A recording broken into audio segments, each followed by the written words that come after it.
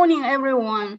My apology that I cannot make the trip myself because of what we have this COVID policy here in Macau. But I'm so glad to see those old faces and new faces here. Okay, I'm going to do this morning a paper entitled Construction or Reconstruction of Environmental Ethics from a Buddhist Perspective.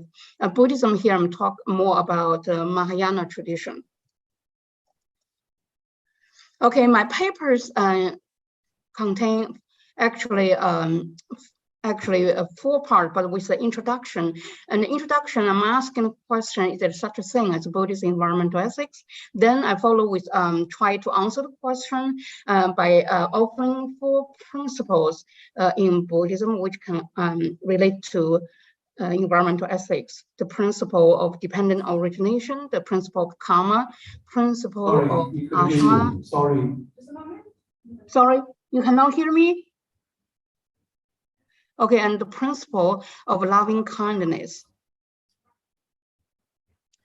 Okay, the question here is there such a thing as Buddhist environmental ethics? Okay, environmental ethics is one of the urgent problems facing us today.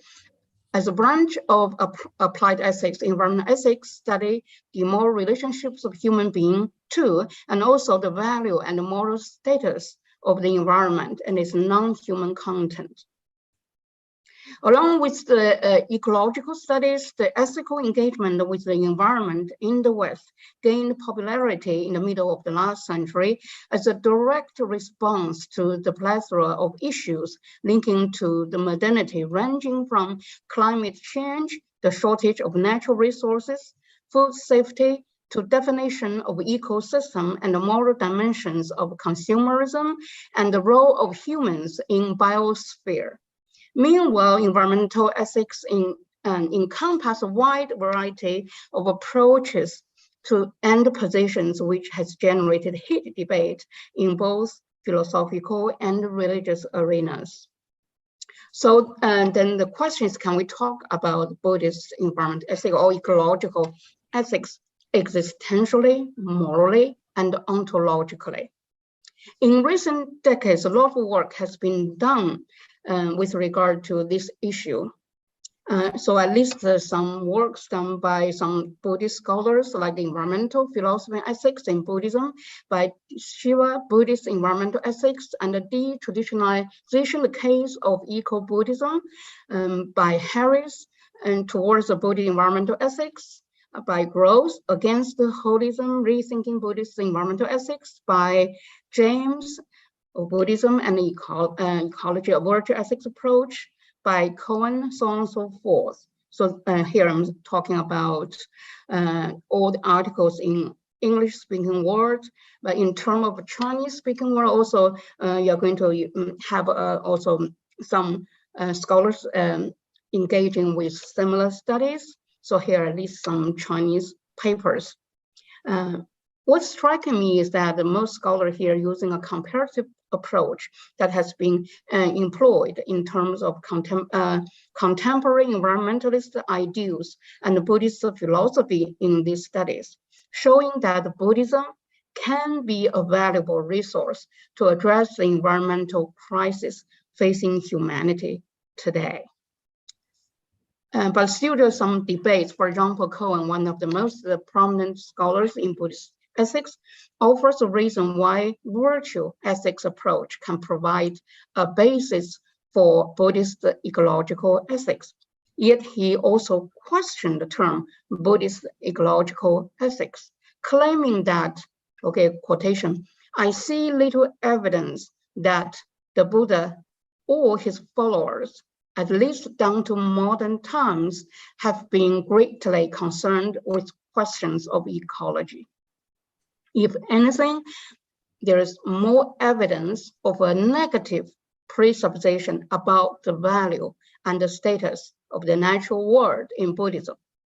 He then continued to argue that in contrast to question theology that perceive God's creation as good.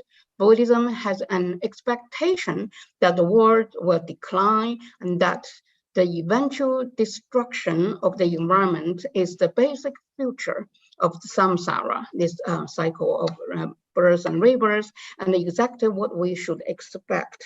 So that's from his article about Buddhism and ecology.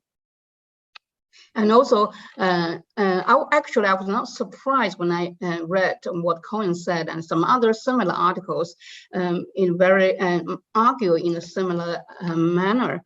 I said I'm not surprised because I've read similar argument in which some scholars also question if Taoism is green enough, okay, quote unquote, to have a clear notion of environmental ethics.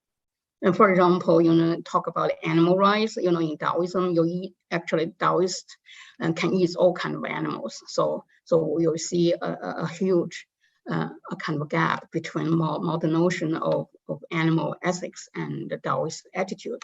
But anyway, the challenge has a lot to do with the definition of environmental ethics or ecological ethics as used in contemporary discourse. So I say, in a sense, I fully concur with Cohen and other scholars holding similar view about that. Because when we study Buddhism, we have to admit that the fact that the primary concern of Buddhism, or the sociological goal of the Buddhist path is to release one from the suffering of this karmic bondage.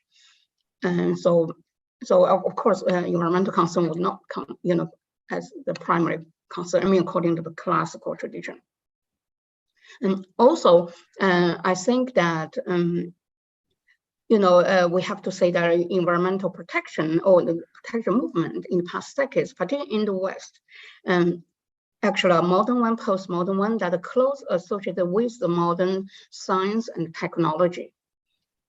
So it should be noted, whatever will bring a pre-modern religious tradition into the conversation with the modern, postmodern ethical issues, such as ecological concern, we need to remind ourselves that contemporary ethical framework defines, to some extent, the parameter for the application of the ethical terms, such as environmental or ecological ethics.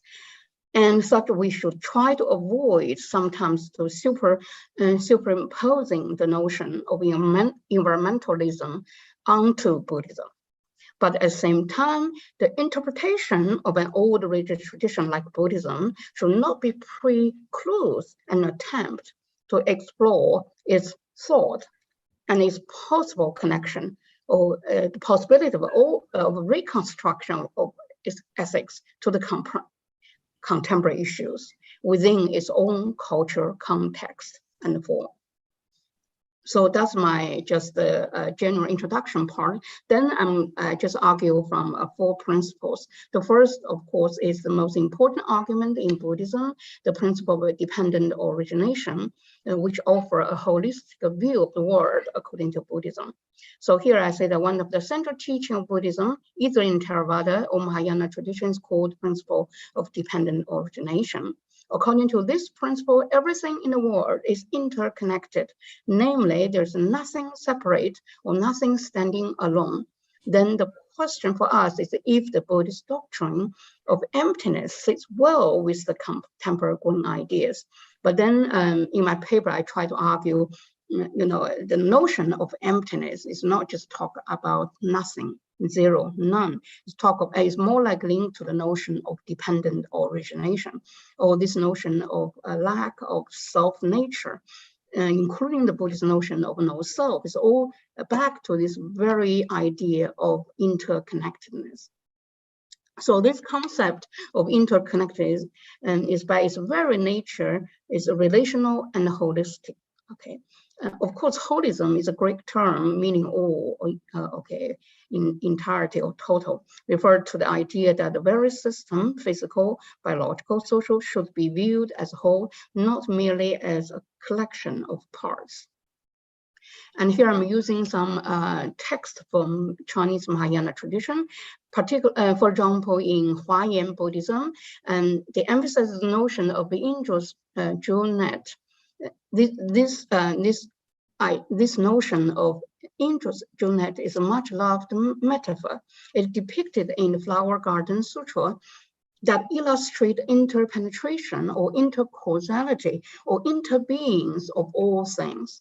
In the context of environmental, if we're using the context of environmental ethics, the word holism is both descriptive and evaluative. The former refers to the integrity or cohesion of the whole.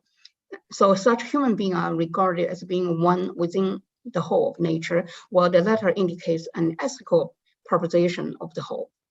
And also I'm citing something from a popular writer, American physicist, Caprice, who is American physicist, system theorist, and deep ecologist, who points out that for ethical ecologists, human exists within are dependent upon the web of life and the innumerable ecosystem in which make us living world. Okay, Gaia, okay. Gaia, which Westerners called environment.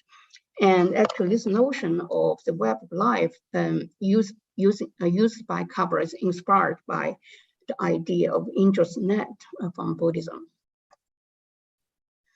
And so because this notion of a holistic view of the whole universe, Buddhism gives an intrinsic value, not only to all sentient beings, but also to nature and the natural beings. For example, in Chinese Zen Buddhism, the value of nature and the natural being is not limited to the extent that they proved useful to humans, or what is called today instrumental values, but values in themselves. The oak tree, for instance, would be seen not merely as a source for timber or shade, or as a decoration for the front lawn, but as a valuable in itself, and as such, it ought to be respected. As you know that Zen, okay, by the way, Zen Buddhism actually is a kind of a combination of Buddhism from India and Chinese Taoism, particular Taoism of Zhuangzi. So this notion of intrinsic nature in themselves actually also coming from the Taoism, I mean, particular for Zhuangzi Taoism, but also from Buddhism.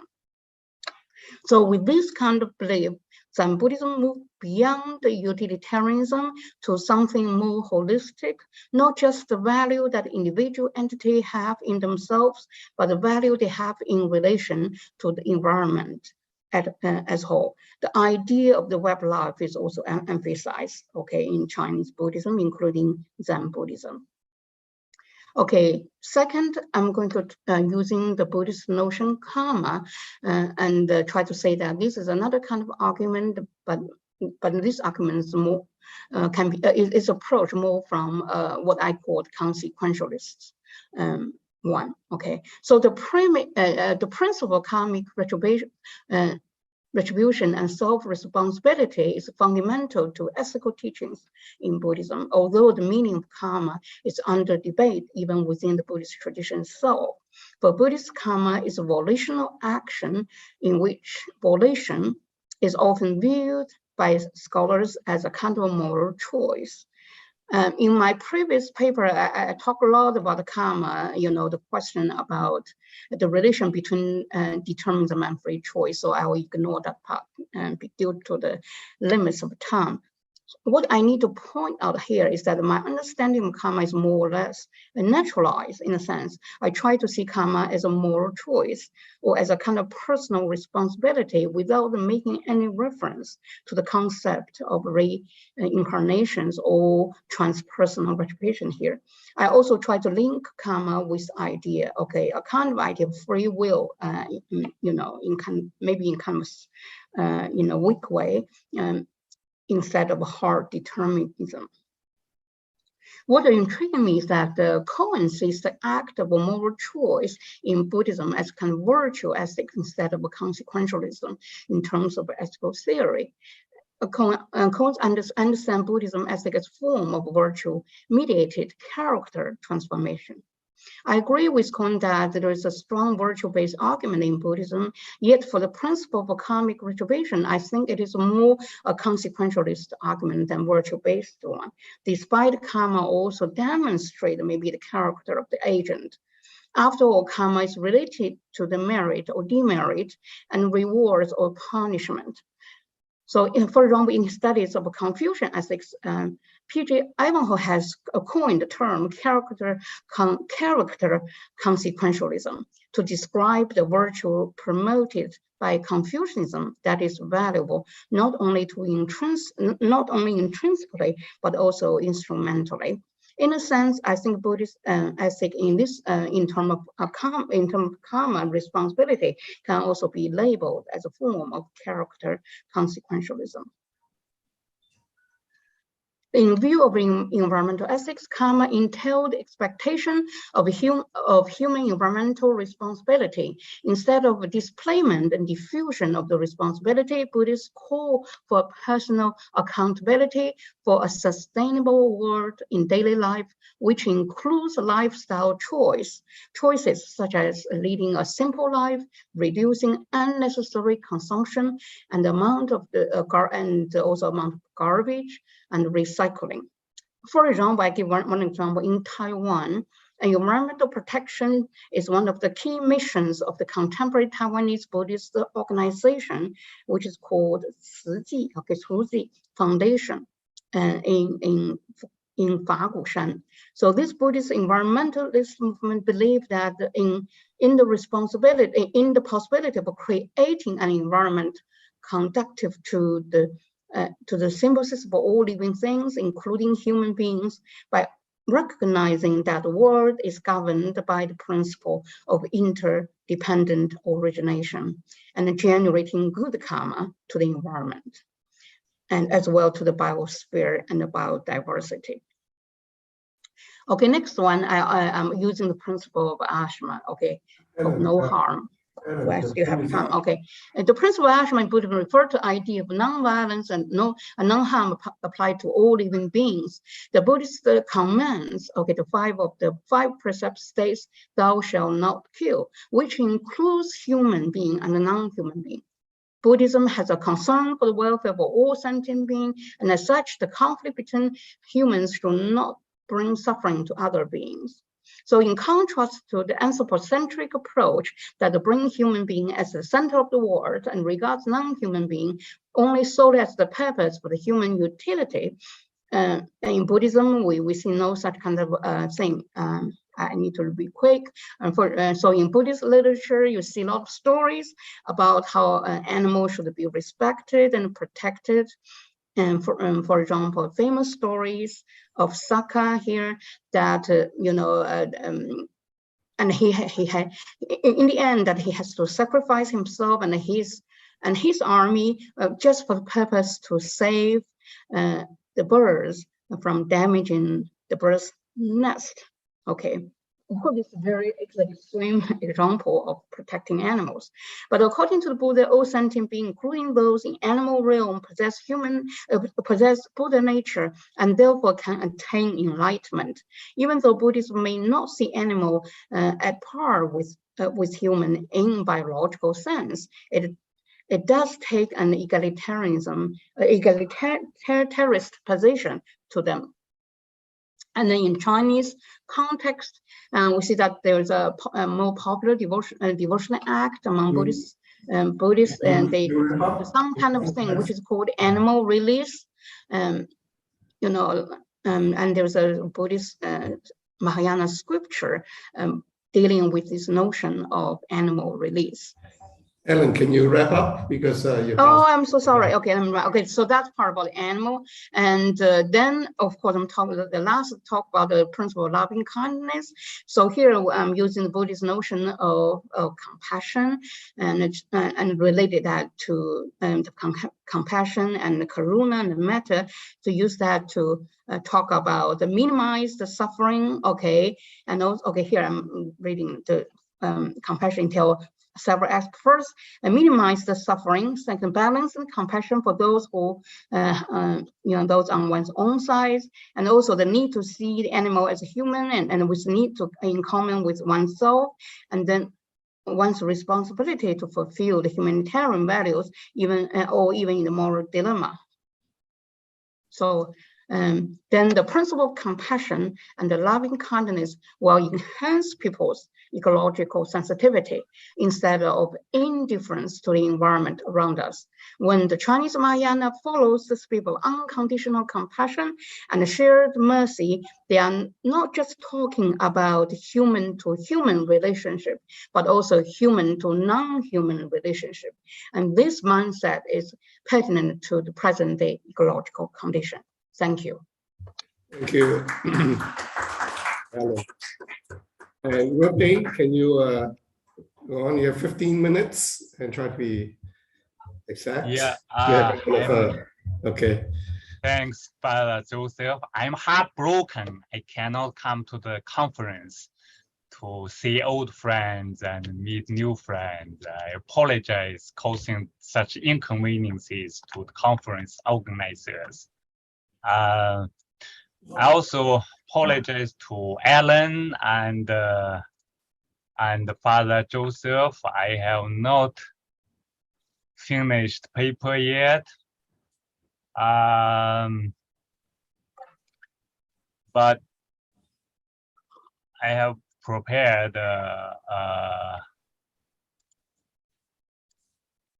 detailed PowerPoint. I hope that will be helpful. If Father Joseph still wants the paper, I can finish it quickly after the conference.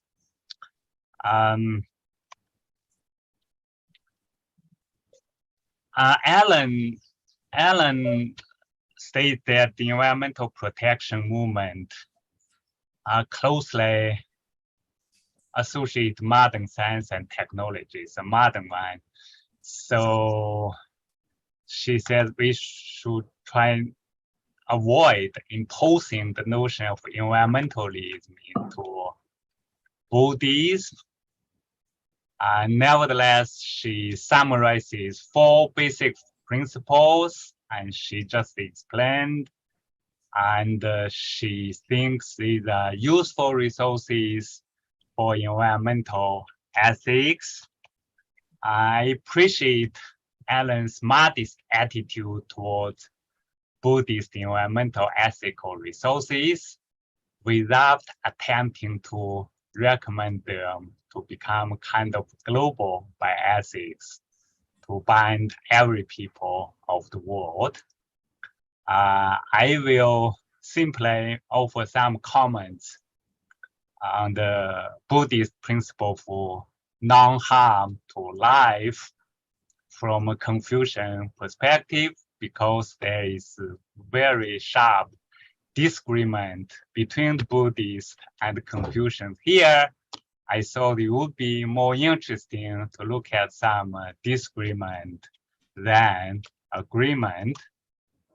Very quickly, Alan already explained very clearly the idea of non-violence and non-harm that applies to all living beings, emphasized by this Buddhist principle.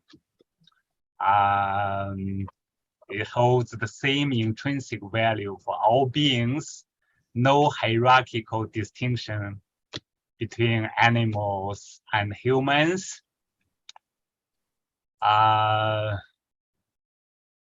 Some Buddhists even hold that if I should kill and eat animals, it's the same as killing my own parents. That would be something I think Confucians would never accept. So animal release or release lives has become a very popular act among Chinese Buddhists. In Hong Kong, at least, I'm going to tell a story at the end of my comments.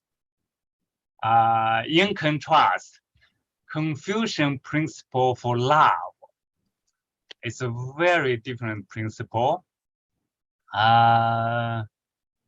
roughly it holds at least 3 different attitudes as 3 different forms of love. And Confucians are notoriously holding loving differentiation, and that's very much different from the Buddhists. And the Confucians hold that one should behave properly in accordance with Confucian rituals, to be devoted to one's parents, benevolent to people, and sympathetic, only sympathetic to animals. So it's three types of love, and embedded in different kinds of rituals, behaviors. So consequently, although animals should be treated according to certain regulations and restrictions, but they are not spared from being offered as sacrifices, being eaten, being used in medical experiments, and so on and so forth.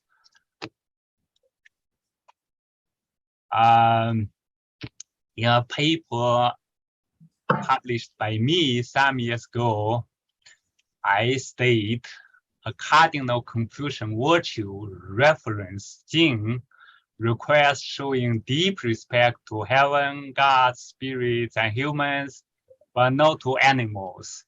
If Confucians changed rituals in ways that spare animals, they would fail to show the depth of reference to gods, spirits, and humans as they should.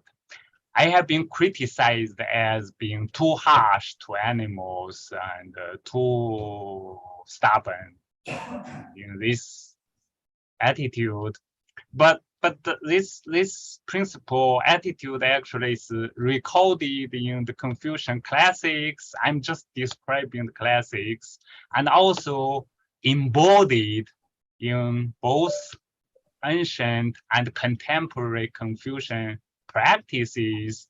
So that's roughly, I'm just honest, I guess, to see what's happening.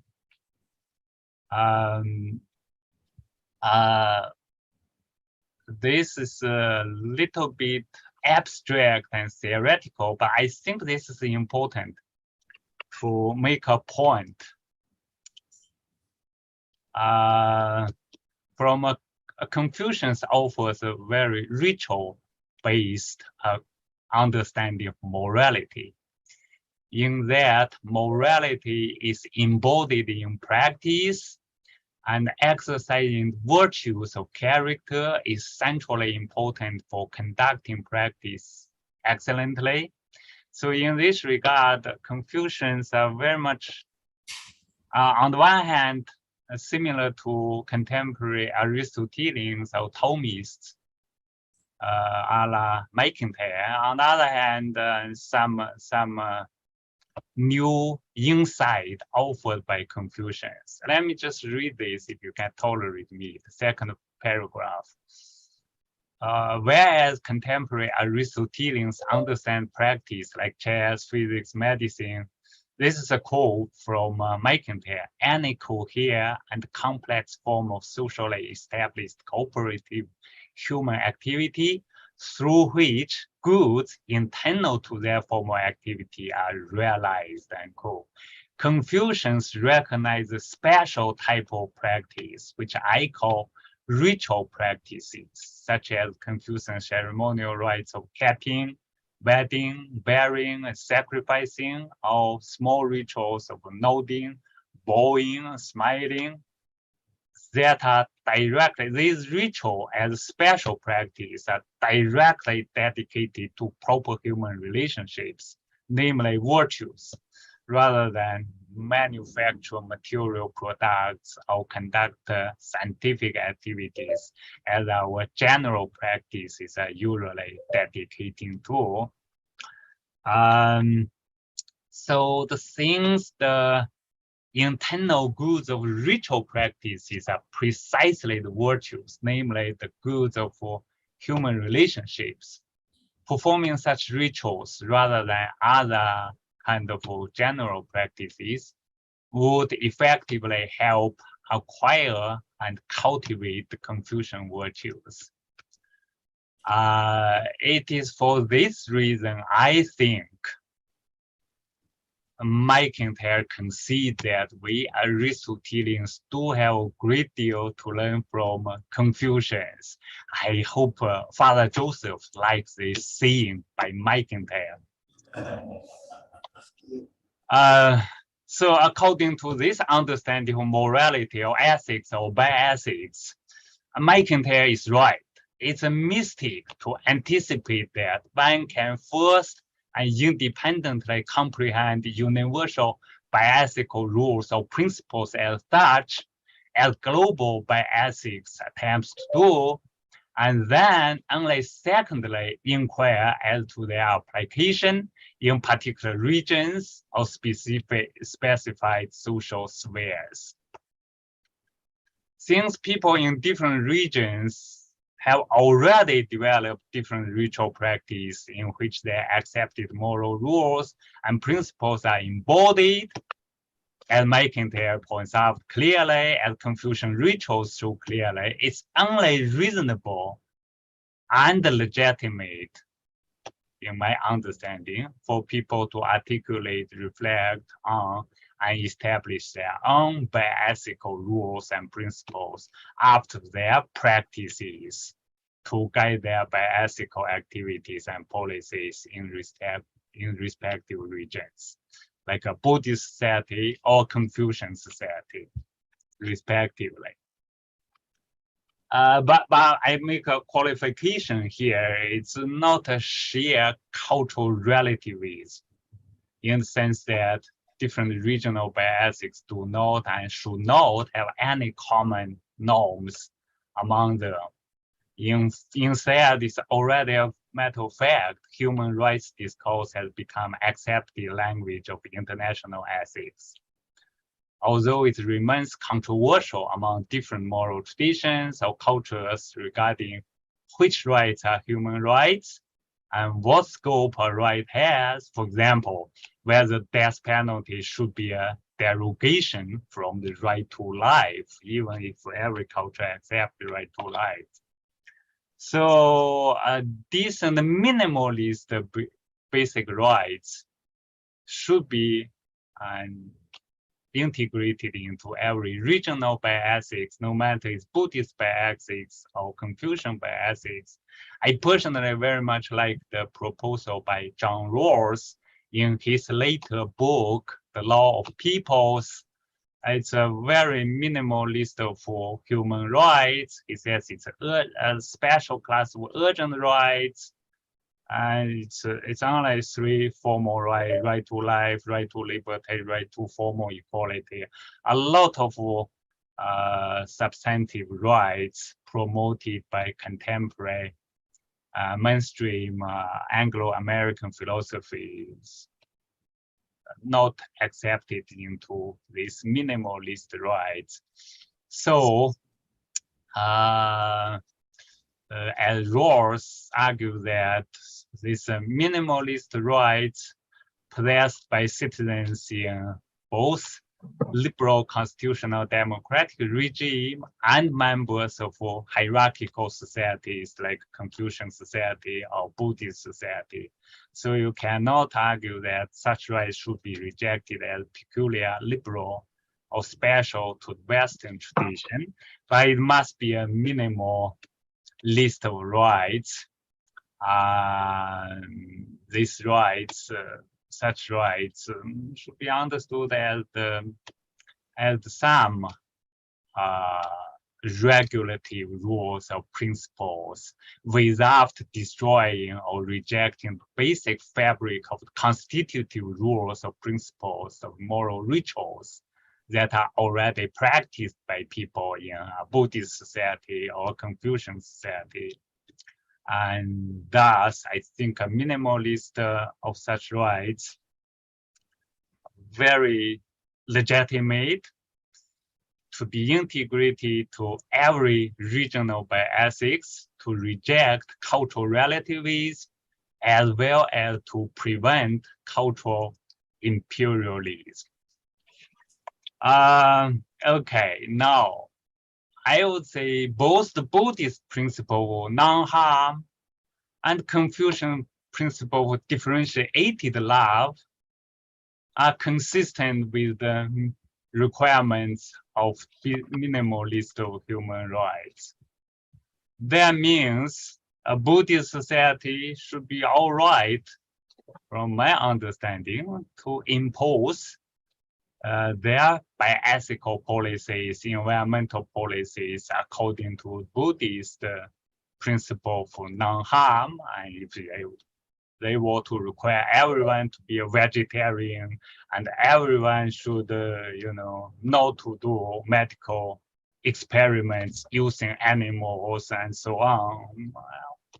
I think that's reasonable. That's others should not use force to change their policy or principle. And in contrast, a Confucian society should be legitimate to impose Confucian principle for love. They eat animals, use animals for research, and so on and so forth. I guess that should be all right. What about pluralist societies, including both Confucians and Buddhists? What the Confucians move to a Buddhist society? I guess some Confucians will follow the principle like when in Rome, do as the Romans do. That's all right. But for other Confucians, that may be very difficult. They don't want to treat killing animals as killing their parents. Instead, they think in order to properly to show their reference to heaven and to humans, to their parents, maybe they have to eat animals or kill animals from time to time. So I guess those Confucians should, if they are serious, they should not move to a Buddhist society. And could these Confucians live in Buddhist society to ask for some toleration, or we are special Confucian people and we can be allowed to eat animals, use animals, sacrifice animals? Well, they certainly can, but I think it's up to the Buddhist society to decide whether they should be tolerated or not. What about Buddhists living in a Confucian society? Well, that's easy.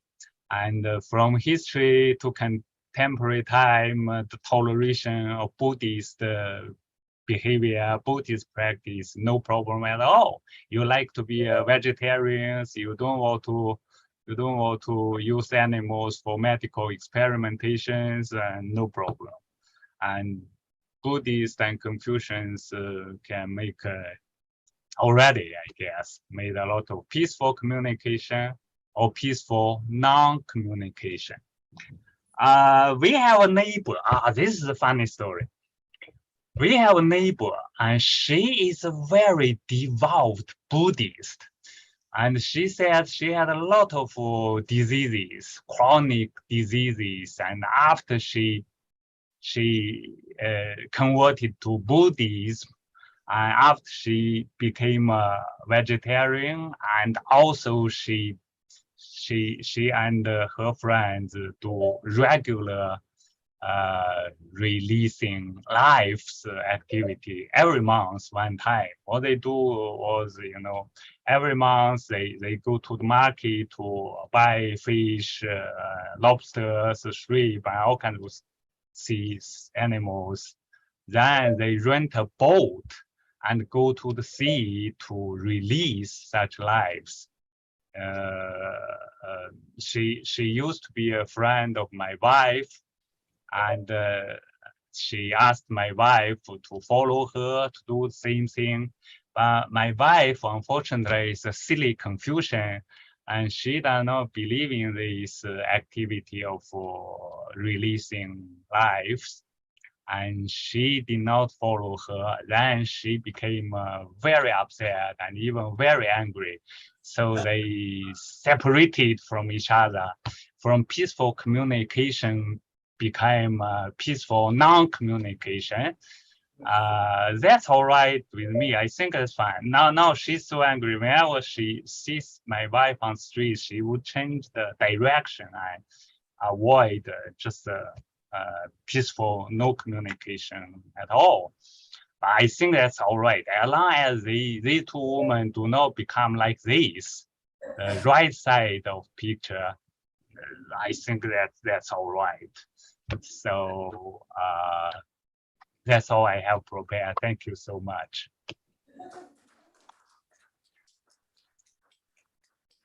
Thank you, Gray Payne. Okay, now Fra Anil is going to speak. Thank you, Roberto, and Father Joseph, and especially Ajahn Surat, who invited me to this distinguished gathering of the group called Bioethics, UNESCO Bioethics. Well, thank you for Professor Ellen, who has already tilled the ground for me, so I don't have to go and go around and talking about the Buddhism in a way. So my main topic, what I'm dealing with in these 15 minutes is that right?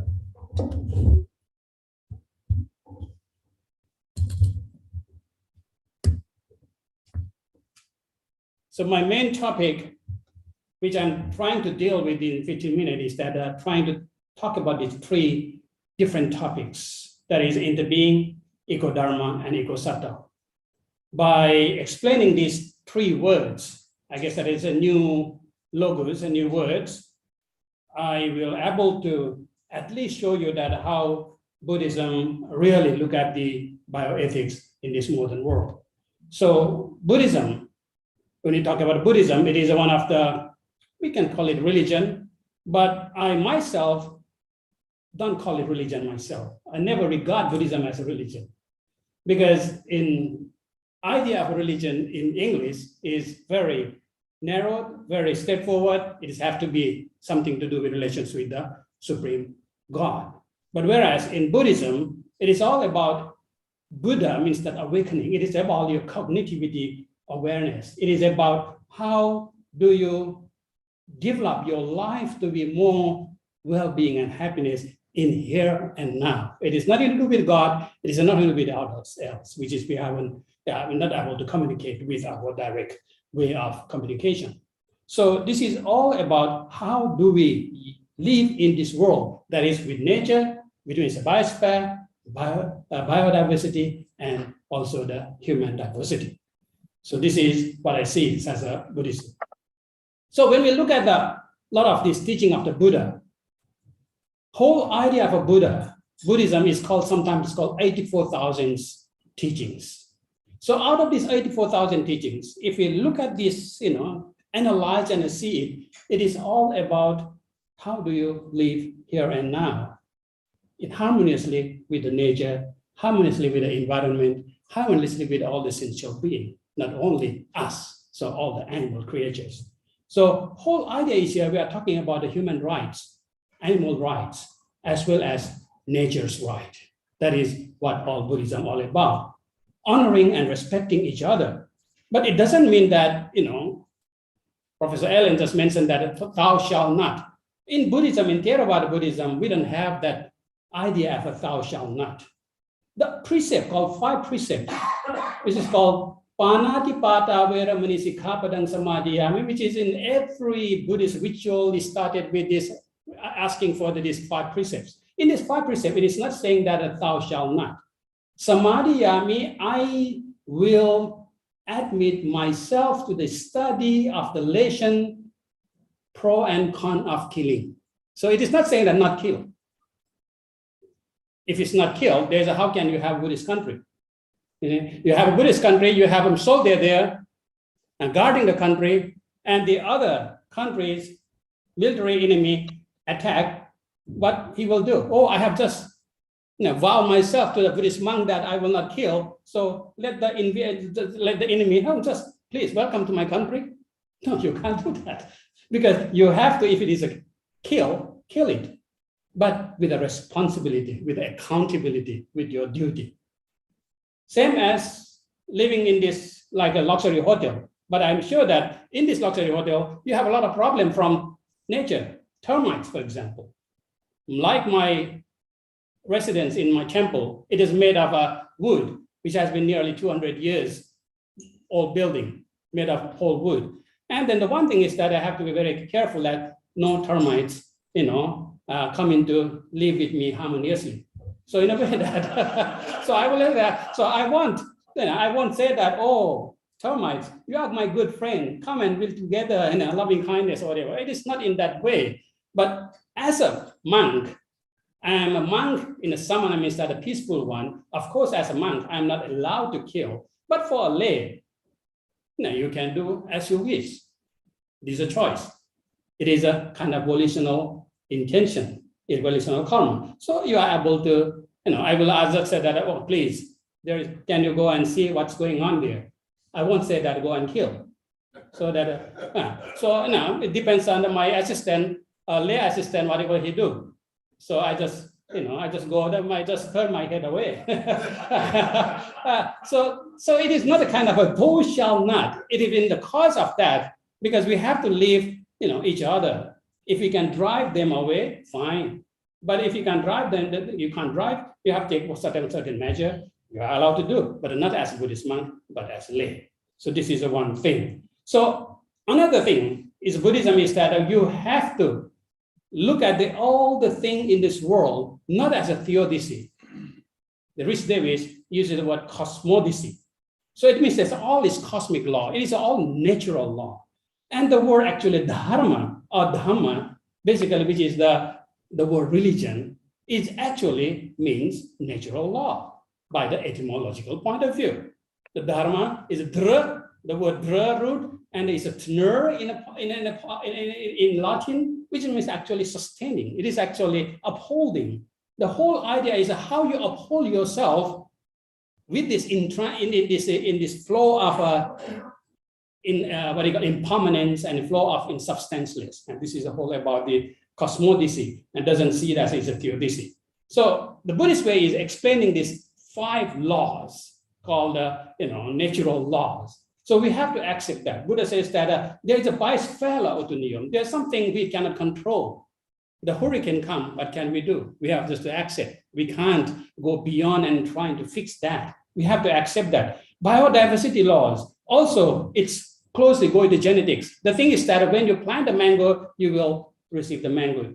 But at this time, the natural law is able to change by the human invention in a way that you have genetic modification and so and so. But if the genetic modification is not creating any harm to the society as a whole, to the world as a whole, the Buddhism says that fine with that. It is your technology.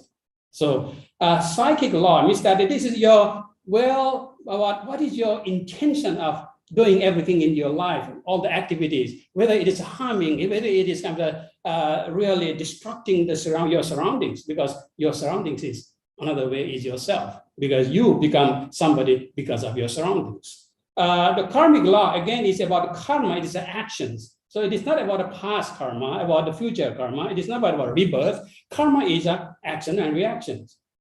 The way I'm speaking at the moment is kind of my volitional karma. And then my word got into your ears, and then I guess I don't know what is your reactions. You'll have a reaction. That is only all about the cause and effect. That is all about the idea of the karma in Buddhism, not Hindu karma, which is about the past karma or other Jain karma. Again, all those different karma. When the Buddhist karma is very simple. So the lastly is a Dhamma Niyama, is a natural law. It is a cause and effect, everything looking at the causal. These are the 5 kind of a bioethic, I would say, that the Buddhism encourage people who want to practice yourself to be living harmoniously in this world.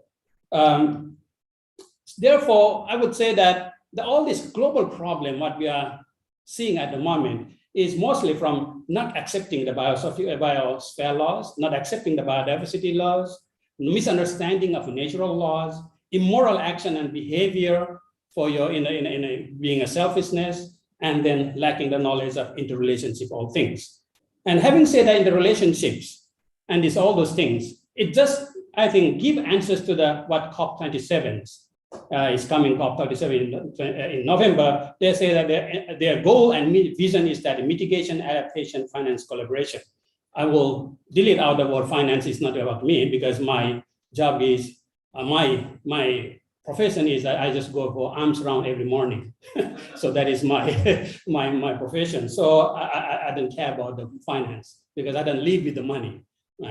But mitigation is one of the things that you want to understand how you mitigate all the damages you are creating yourself and the society. Adaptation, also how do you adapt to the new development of these natural laws. And collaboration is how do we work together to feel that. So these ideas, I guess, that was taught us from the beginning of like my life. When I was a become monk, the novice, when I was just 14, at the age of 14, I was taught that your lifestyle has changed. You are not sensual pleasure in life.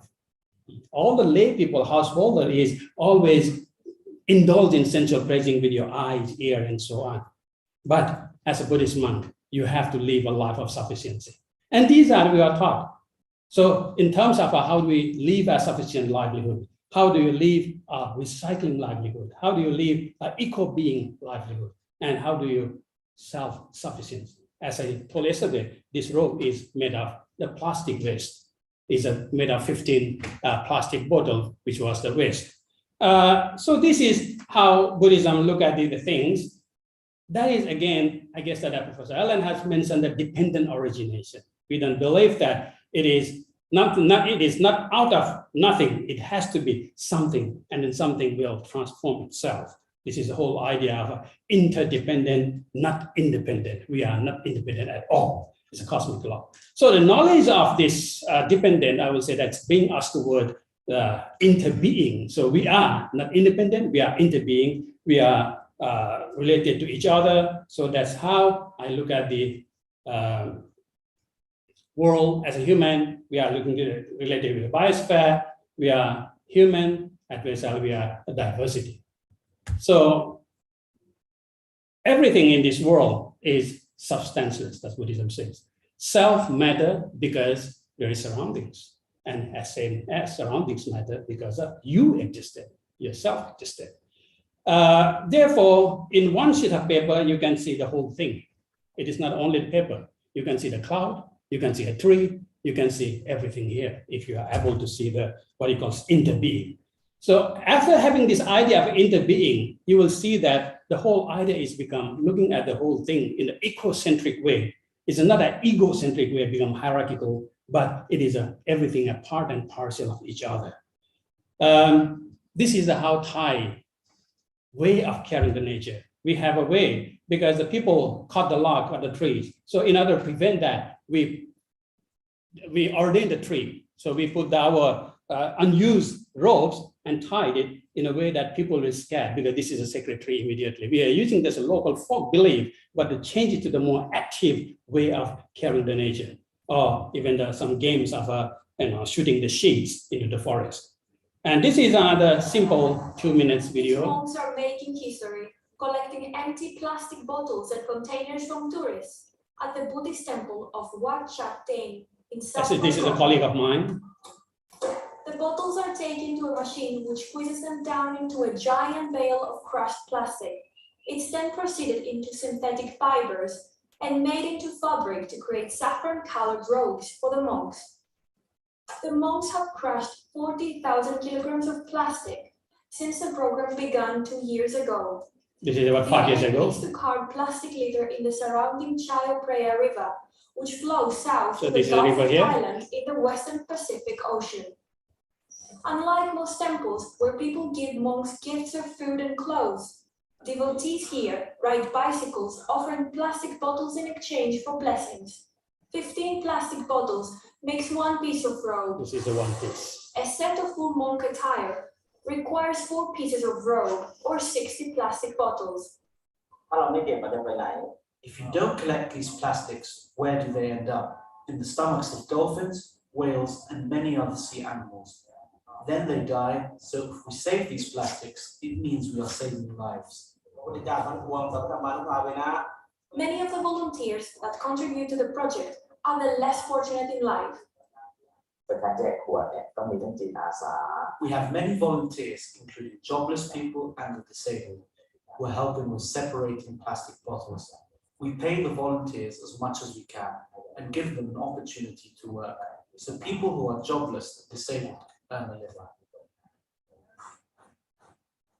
So this is what we have been doing. It's not only the ideology, but we do in our daily practice. Since I think 2017, I have been involving in kind of activists in the green world. And then even I was chosen as a 100 guardian angel of the planet by the Planet Workshop in the UNESCO. This is when I was awarded the Guardian of the Planet award, Legend de la Planet. I don't know what this means.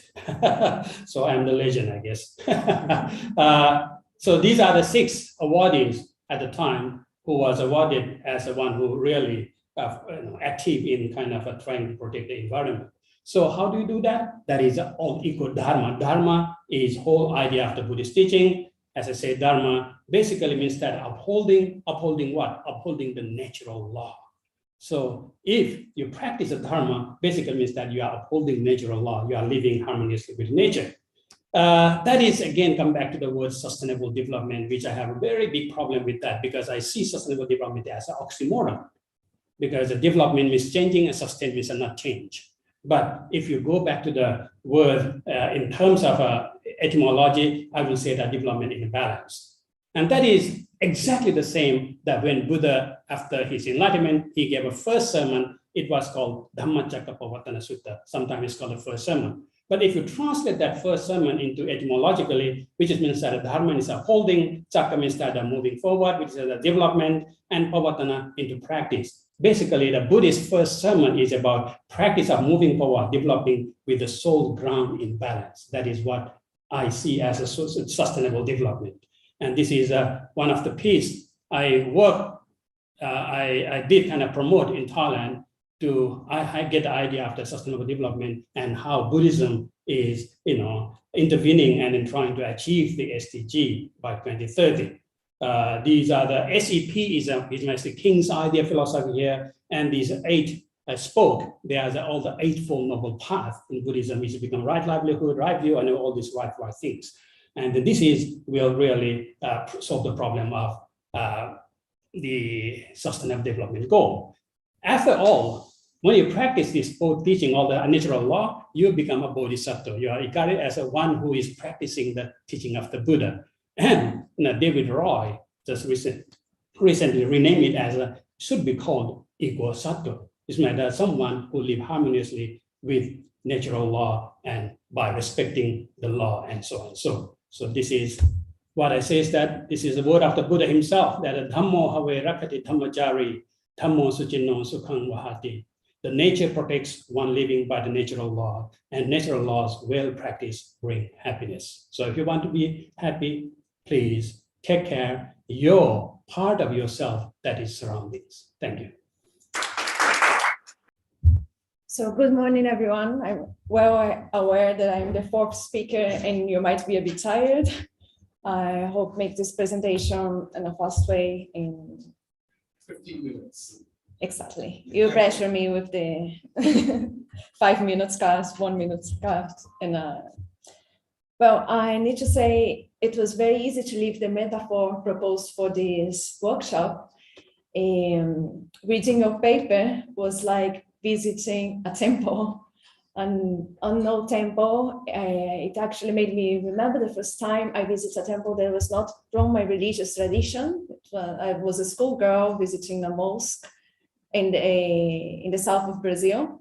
And this mixture of admiration for the building, the architecture, people praying in a different way, the symbols, and questions no? For all the new things that I got to know. This is a picture of the outside part of the temple in the Grand Palace for the ones who were not here for this tour. Highly recommended. And I divide my presentation, my paper, in 3 parts. First one, the admiration. The first part of living this experience of getting to know a new temple. I divide this part in admiration of practices and admiration of ideas. Then questions about big themes and questions about concrete issues on the horizon. And convergences, okay? I think I will just have time for the first 2. So I value very much the practices. I think the externalities are the first things we actually see. So it's very impressive to see the roles of a monk, all this idea of recycling. In your text, you said that the monk is suggested to wear robes made of rags collected from those heaps, preferably from cemeteries. It's quite striking. Then the practice of monasteries in forests and parks, this was the prototype. And then this idea of taking care of your home. And monastic codes preventing monks from destroying vegetation. And then the ideas that I'm not going into them because it just marvelous explain it now. The ideas of dependent origination and interbeing. The idea of 5 laws in the unethical living or the unbalanced living of these 5 laws as the cause of global crisis. Then the idea of sustainability in Dharma. And ecology as an essential part of your spiritual path. In your paper, in fact, you wonder if this ecological path, this way of living Buddhism, is the most important contribution that Buddhism can offer today. And I think this is a lovely idea. Then I'm going into the questions. Maybe you can see that. Well, yeah. Questions about responsibility. I'd like to understand better if we are all interconnected and we interact. Is that true that only human action is leading to ecological crisis? Or does Buddhism consider that other living beings, or perhaps any other form of being, also have duties to protect our common home? Are other beings free so to have responsibilities? In other words, could they live wrongly? Or is there a possibility only for humans? Can that be the case that we are all interconnected, but only human actions are accountable?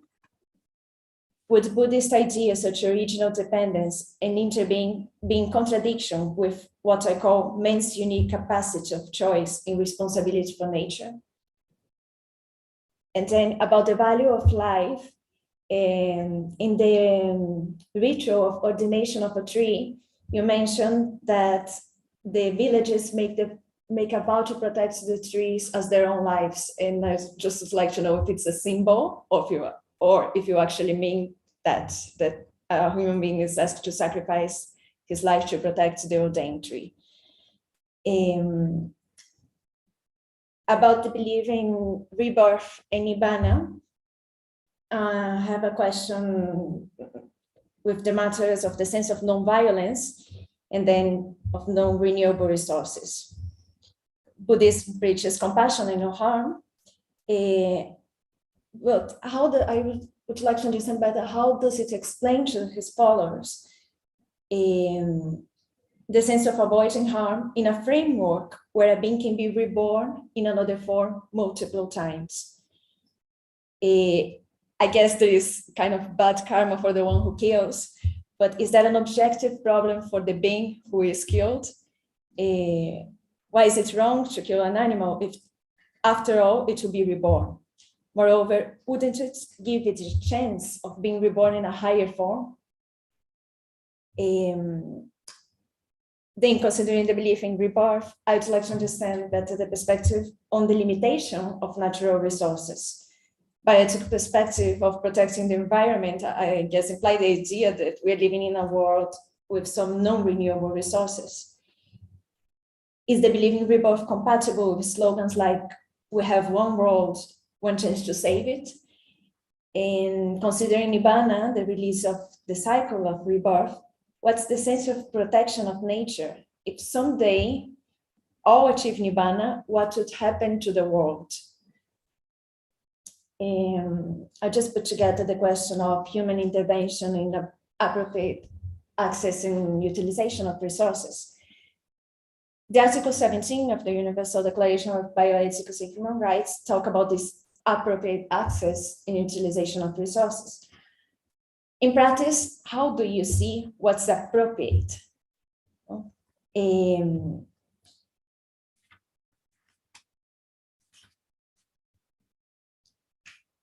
How do you see what's necessary? Do you differentiate between necessary and unnecessary, maybe disproportional harm?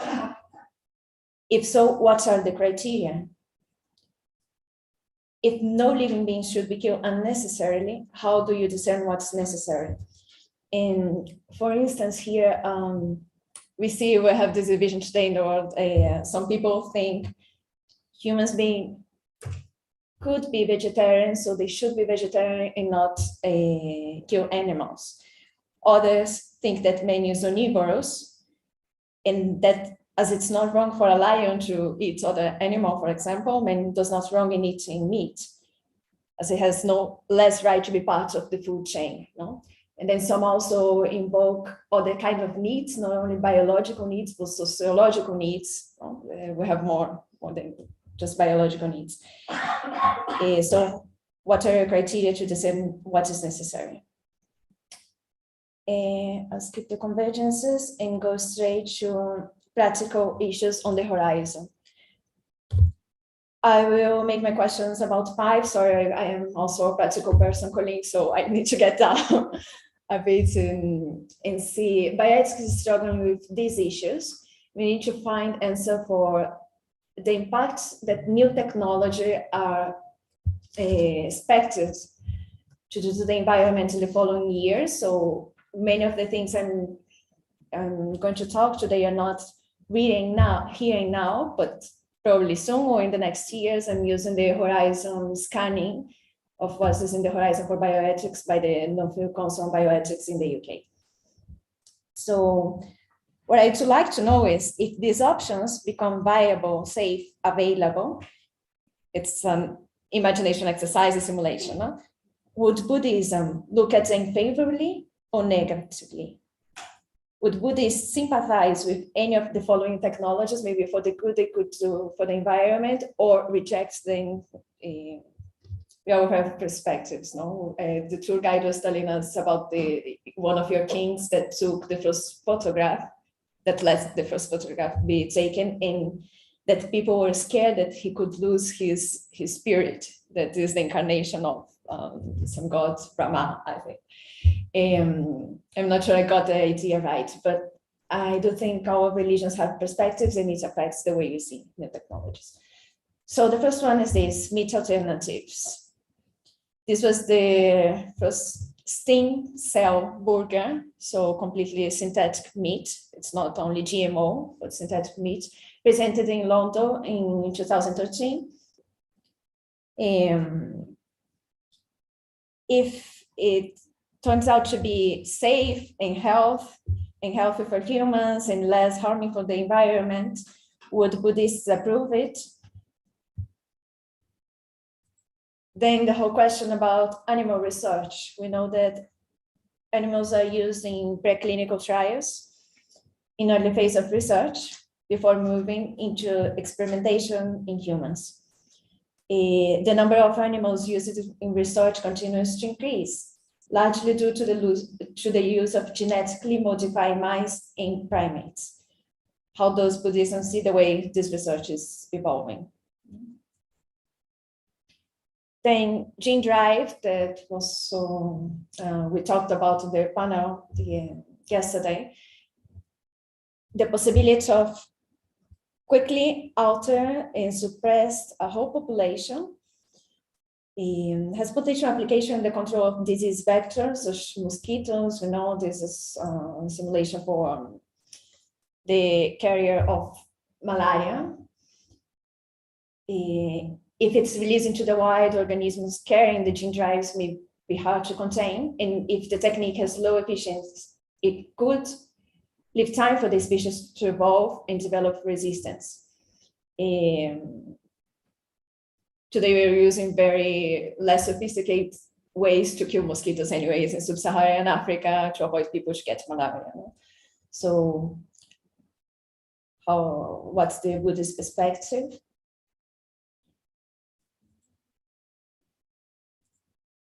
Genome editing farmed animals, researchers are exploring producing cattle without horns to prevent harm to other cattle and handlers, making pigs and chickens resistant to certain diseases, and making animals more productive and tolerant to heat. Are we helping animals by making them more resistant? Maybe more resilient and productive animals will diminish the number of used animals. How do you see this reality? And last, the extinction of animals. Now there is this project now to create a hybrid between the woolly mammoth and the Asian elephant.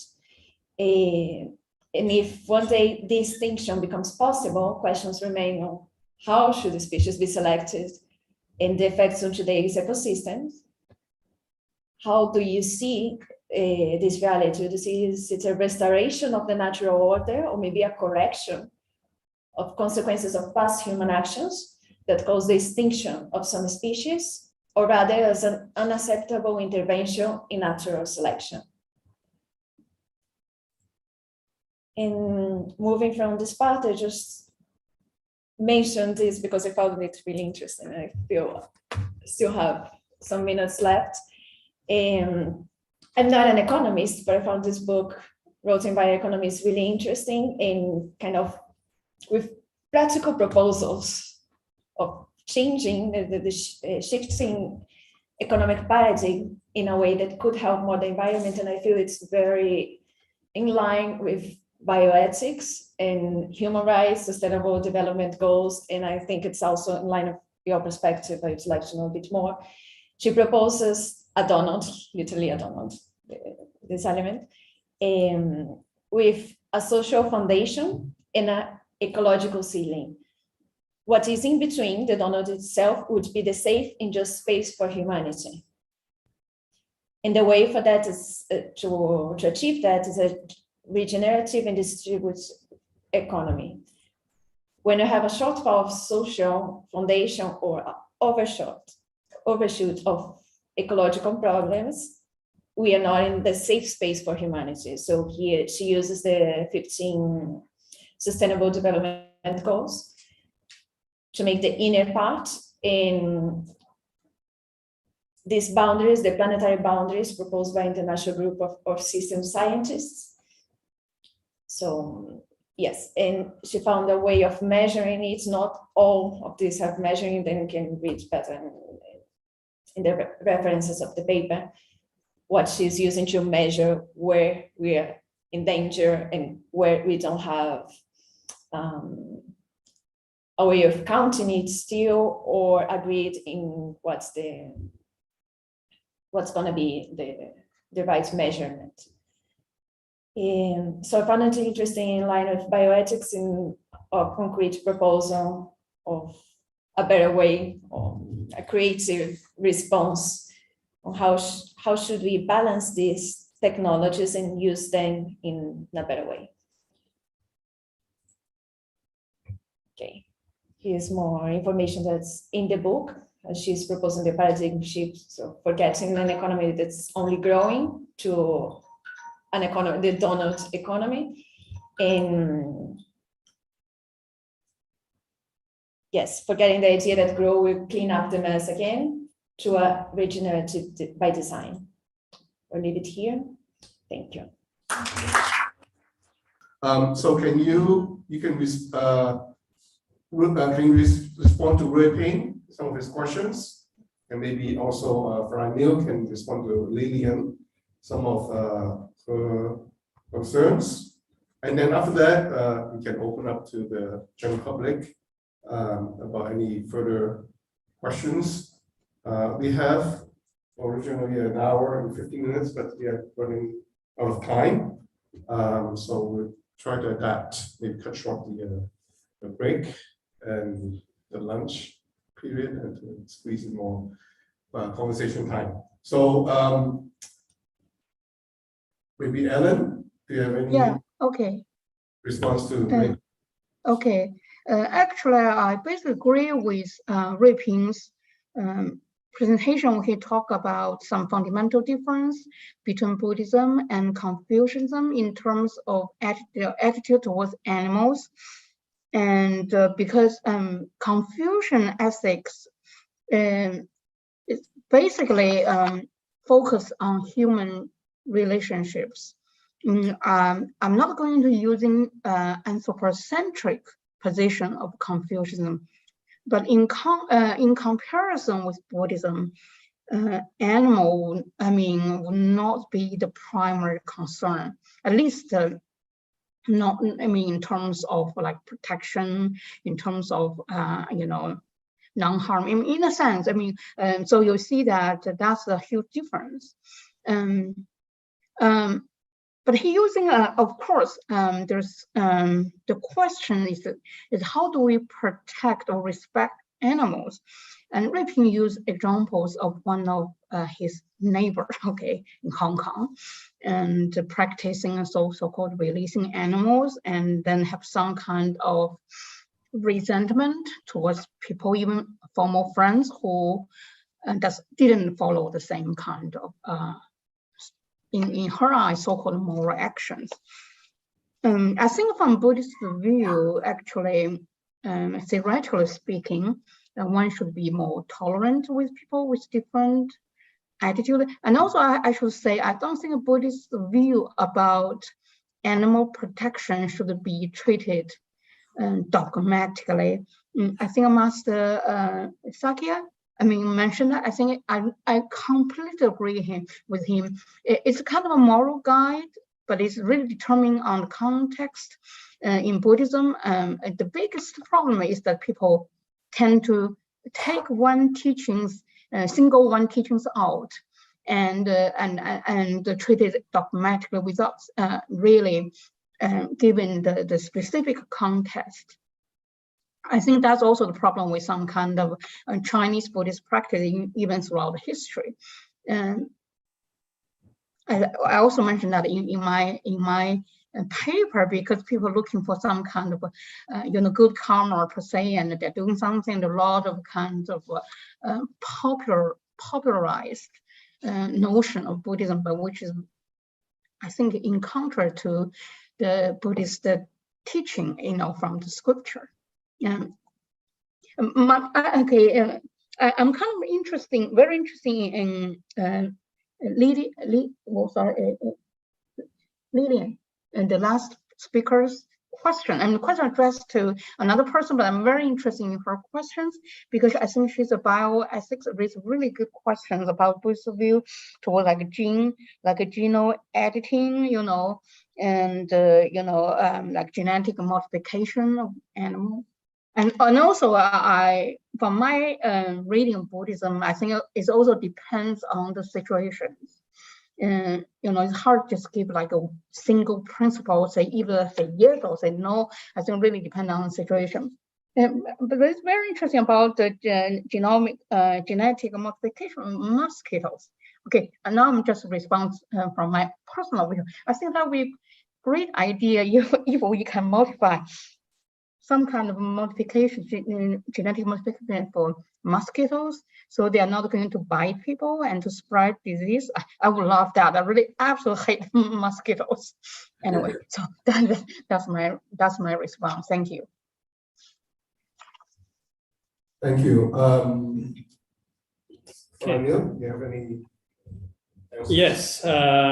Thank you, Lillian, for the great response. I just go straight forward to the different 5, 6, 7 questions. Very short answers, I will. Okay, about interconnectedness. In Buddhism, talking about the dependent origination, everything is connected to each other. So Lillian's question is that whether it only applies to the human or it applies to the other sensual being as well. Well, it actually applies to all kinds of life form, okay? But unfortunately, humans are the worst and very capable of damaging worse than the natural sort of a capacity. That's why it's a matter of our human being. Because if there is a lot, let's say that there's a lot of dogs, inbreeded and a lot of dogs, but by the nature itself, they don't have that technology to make that they will kind of take over this planet by the dog planet, and then throw the old man out.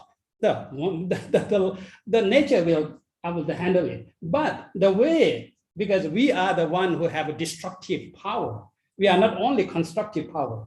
We create, I don't know, with our very, very smart, our brain, why we are creating this destructive nuclear, I don't know.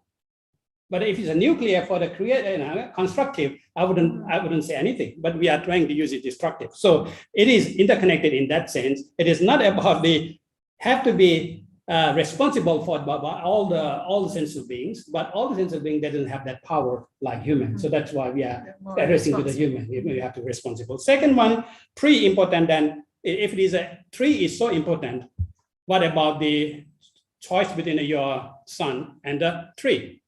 This is not about a choice. This is about if there is no tree, where do you get oxygen from? Where do you get oxygen from? Tree is a part of you. So it is not only about the you between the tree, but it is about how do you manage, balance about that. It is not about a choice. Because if there is no tree, then where do you get oxygen to breathe? There is no breathe, there is no oxygen to breathe. So it is about the balancing those things. So it doesn't matter if you have to cut it down in order to create this building, fine, but you have to be responsible and create something out. And that's how I think that in the Western world, when you build some building, you have to make sure that there's enough parking, there's enough garden, and not like in the East, because we have a lot of forests, I guess. So that's why they don't hardly care about these things. It's only the recent kind of movement the government is forcing at the moment, but it's still not active like in the West. So this is another. When I was in a few days ago, I was presiding over one of the ceremony of a tree ordination ceremony. And in that ceremony, I noticed that all the villagers at that ceremony, they read out and loudly a vow to the forest god imagination, okay? The forest god, say that we will take care of this forest, as their own life. So this is a part of a ritual, it can be seen, but as a part of educating to the future generations how important the tree is, okay? The third is about reborn. Reborn is a very, very complicated rebirth. Reborn is a very complicated issue in Buddhism.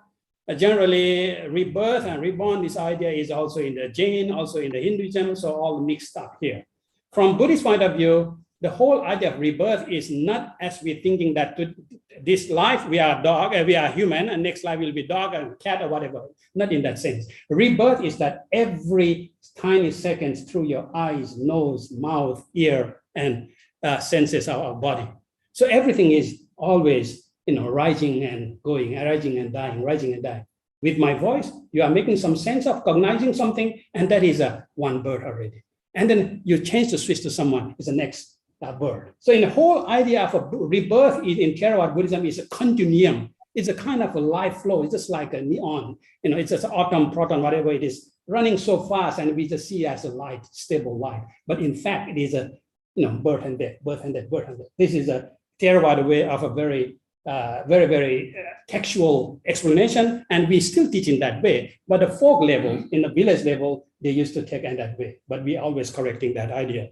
So that's why you can do something for your better good. Instead, you can do whatever at now, not for the after die.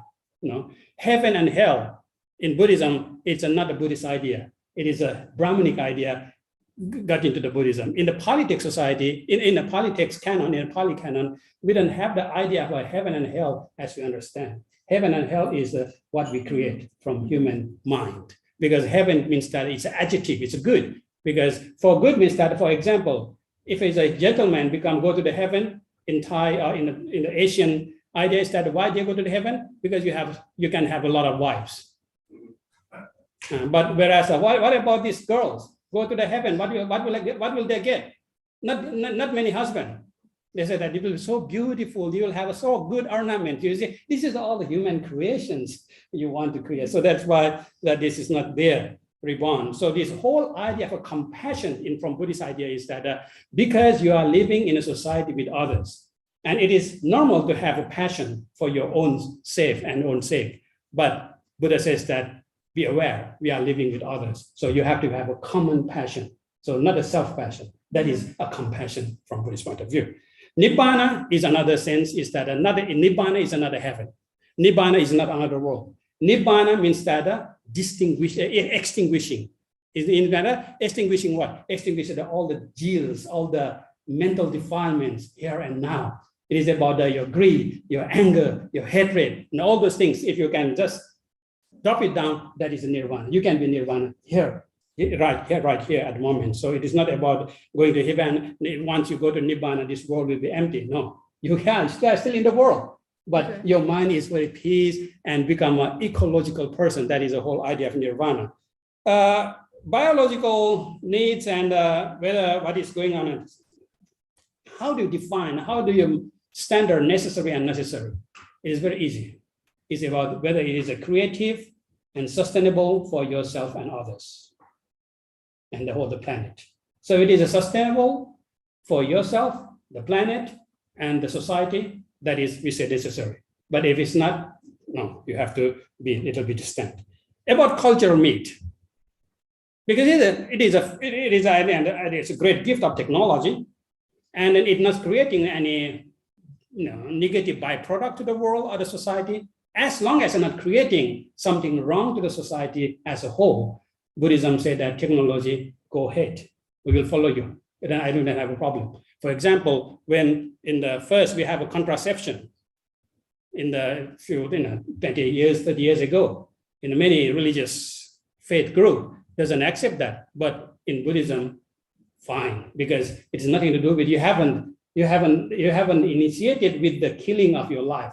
It is even prior to that. It is your intentions. It's fine to use a contraception in Buddhist country. So it was very successful when it was first introduced in Thailand. You see, this is a way how we think. So cultural meat, actually in Chulalongkorn, this is a host of this university. We have already able to come out with that. We have a cultural feast and then we have a cultural meat, and we have been eating already. So we don't have a problem with that. As long as there is no scientific result that it is harming you, harming the world, harming the earth, harming the society, then we'll say that, okay, that's the beauty of technology. Go ahead, enjoy it. And then animal research, fine. Animal research is in Buddhist perspective. If you want to kill someone, some animal, it's fine, but with a very cautious accountability. So most of the doctors or the medical student here, what they do is that after they did it, they will do the merit making. They will consider if they are the great master. They see that they are thankful, grateful for their life to teach them a lesson so they can use that their life to a more beneficial way. So this is how we have ritual of gratefulness, showing the gratefulness for those animals. We are not killing because we want to kill, but with the intention that as a teaching tools as a thing. Mutilation, again, we'll go to the same thing. As long as it doesn't create the harm to the society, to the planet, we'll accept it. But if it is creating to the self, society, and planet, we will really, we won't agree with that. Because otherwise, if you are mutilating a lot of things, then you will have a Frankenstein and more, and it will be a danger for us, yes. So if there's, as long as you are not creating any Frankenstein, I guess that Buddhism says that go, no problem. I think that's what I cover all the questions. Thank you. Okay, thank you. Now we can open up to the floor. Once again, questions. Okay, Chris, David, Sumali. Oh, good. And then very active. Okay, Chris. Father Tam, am I part of the floor? I'm in cyberspace. Okay, okay, I put you on the name, on the list, okay. Thank you very much. Can you hear me? I've just one question Okay. asked about the so-called minimal list of human rights. Now, if you look at the minimal list, you find, for example, the first is the right to life. Now, I don't find that very minimal because it all depends on what you include in it. If I were to ask you, for example, whether you include the unborn, or you only include people who are born. And what about the respect for life? Human life, the unborn, is also human life. And how would Buddhism sort of respond to that? That's my first question. The second question is to Soraj Honadarum. I don't know whether I pronounced your name correctly. Is it okay? Sorry. Yes. Yes. My name is Lilian. Oh, yeah, but I saw that it's a different name there. Yeah. Thank you very much. I'm sorry. It's I misled by the screen. I think that in your all the topics, very vast topics, a whole list of topics. I'm just wondering whether you have included directly the so-called transhumanism aspect, or whether you have deliberately confined it to farmed animals and plants and so on, rather than to the bio enhancement aspect, and whether or not you can interfere, for example, with the germ line as distinct in some other ways. Thank you very much. Yes, about the unborn, I guess that from Buddhist point of view, it is not existed here, and we are not related. We can't do anything about that. As long as someone is born and you, by the natural law, you have a human rights, same as you have animal rights, same as you have a natural right, the tree's right. So as long as there is existed and we are there, we have to treat each species, each kind of life with a respect and honor and kind of with a mutual understanding, mutual living. That is what it is all about. That is what you call a middle way.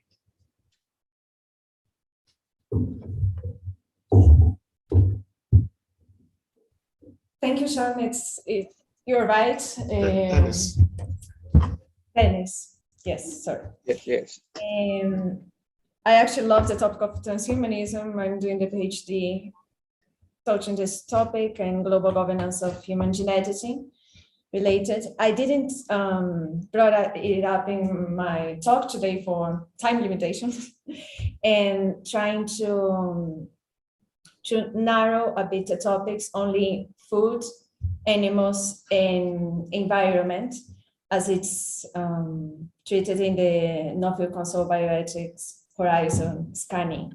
So I'm very interested in this topic. I think it's very important, We are part of nature, and we are also considering changing our biology in some ways. For purpose of enhancement, I think we change ourselves in a lot of ways in medicine since a long time ago.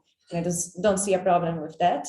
The field of enhancement is a whole other issue, and I think was just outside the time I have to respond to the Buddhist perspective. So thank you for your question, but I couldn't speak of it here. Well, thank you very much. Okay, Chris. Thank you. So I really liked all the presentations. This is my question will be posed to both of the main speakers, Ellen and Neil. I love the making the plastic bottles into robes and the ordination of trees. I've read about your ordination of trees in the past and teach my students that actually. For both of you, and I love the idea of a character-based consequentialism, Ellen. I think that's I like both of those terms. In terms of thinking about causation, intentionality, and not just taking actions to remedy harms, like turning plastic bottles into roads. Lillian brought up the economy, and I'm glad she did. I touched on commodification in my own presentation. To what extent, from a Buddhist point of view, ought especially the lay Buddhist and maybe even non-Buddhists be engaging in practices to alter the nature of our economy and to alter things like preventing the production of a plastic bottle in the first place so that the waste isn't there? To what extent is that, it's not a duty-based ethical system, but to what extent could that be the offering instead of bringing plastic bottles, right? And to what extent does that, does a character-based consequentialism and a care ethic, as Ellen was speaking about, play into altering our economy, right? And that means, maybe not engaging in purchasing, but also not investing in the production of certain things. So I would like to hear that, and I'll just end on this. I'm a big fan of the Buddhist economist Schumacher and the Schumacher Institute in the Northeast, in the Berkshires, which is not too far from New York City. So I don't know if either one of you are familiar with him, but it's about living small, living more localized, preventing economic globalization and its devastating practices to forests and things like that. How do the care ethic and these other things that you guys were both speaking about, and I had skillful means in my mind, but I'll end there. Thank you. Thank you for a very interesting question. Actually, Buddhism leave it up to you. It's about the Buddhism is DIY religion, do it yourself. So we try to not impose on others. We try to do as a model, try to do it as a practice of our life, our way of living. But if you find that it is interesting, it is helpful, then of course you are welcome to follow me or follow what I do. But I won't go and impose on somebody else. But to start with that, the first, safety first, instead of having them, this is how we're talking about the consequences. But if you can stop before the consequences, if you can stop to have a, stop preventing this, the plastic bottle. That's why I'm not using plastic bottle. You have seen that for the 12 days. You see, I never use it, the hotel facility. But I'm not saying that. I'm not blaming that. Why we are using it? That is my choice. So that is one of the freedom Buddhism gives. So as a Buddhist practitioner, you will live a life with what you think, which is more grateful and beneficial for yourself and society and nature. But we won't go and impose on somebody else. It depends on you. Thank you. David. Okay, thank you all for the interesting session. One thing which came in almost all the 4 talks and throughout the conference actually is the value of life. And I want to raise the difficult question, what makes life that valuable? Why is life valuable? Because only once we know what's the basis or what makes life valuable, do we know to whom to ascribe it? What's the range of entities, living entities, who have the right to life or whose value should they respect? Now, I know some of the answers in the Western tradition. Some say we are all born in the image of God. That's a religious. Philosophical, non-religious answer is that we are the only entities in the world, living entities, who have a sense of their own mortality, and we are afraid of. And death is a basic experience throughout our lives, while other living animals do not have it. We could say that, yes, we have consciousness. Yes, we have projects, we have life plans. So if we die, these are cut, and that's the tragedy of death. While a cow doesn't have a life plan, a prospect for the future. So these are kinds of answers that are made in order to justify the value of life. Now, I'm very curious to hear how both Buddhists and Confucians as well who have that, as we heard this morning, makes distinction between the less egalitarian, let's say, in the ascription of the value of life to the animal world. How do you answer that question? Very easy. Because from Buddha's point of view, we say that when we are born, even an animal and a human, there's a basic birthright is that everyone wants to be live and happy and well-being. Everyone doesn't want to die. That is a birthright. Once we have a breathing, once we realize, cognize that by any creatures, any animals, any plants, they tend to have this right that they want to live and they want to live happy. So in that sense, that is a value, I would say, from the Buddhist point of view. Everyone that got that value because of this birthright.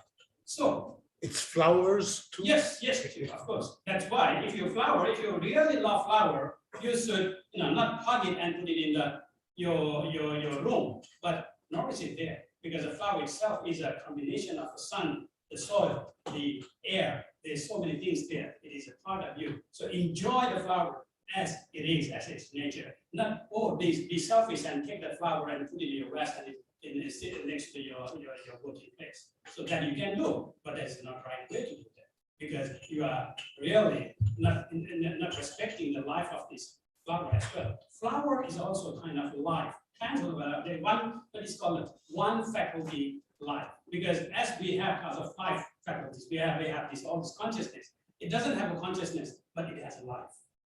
See, even you should give that right of life to those planets as well. But it doesn't mean that you have to be so strict. But if you have to take it, but you have to be accountable for that. You have to be responsible for that. So the whole idea of value, it is not like a commercial, it is not like a kind of a capitalistic idea, but it is like a value in a way that it is our every single being or every single creators or single plants which come into the world. We see that it has a right to live and right to live happy. It's the same as you have that and you want that, and it applies to every beings and every kind of spirit. So if you want to, for your own sake, if you are offense and violate that right to others, we will say that is a demerit, that is another good question. Okay. Thank you. As Wei-Ping, do you have an answer to the question? Confucian response to that question about life? Father, What questions you have for me, Father Joseph? One question. He's asking what is the Yes. question? I don't understand the question. What questions you have for me? The question you should put in short is what makes life, especially of non-human entities or animals, valuable? I know these, but for other non-human entities. In Confucian belief, heaven created all kinds of beings. Among all these beings, human beings are the most valuable beings. That's the answer in the classics. So I guess, all the Confucian people just taking it for granted, then they never really reflect on that question to find more reasons to offer the answer. So I guess roughly that's it. And it's in the classic, it has said, all beings have been created by heaven and together with earth, combination.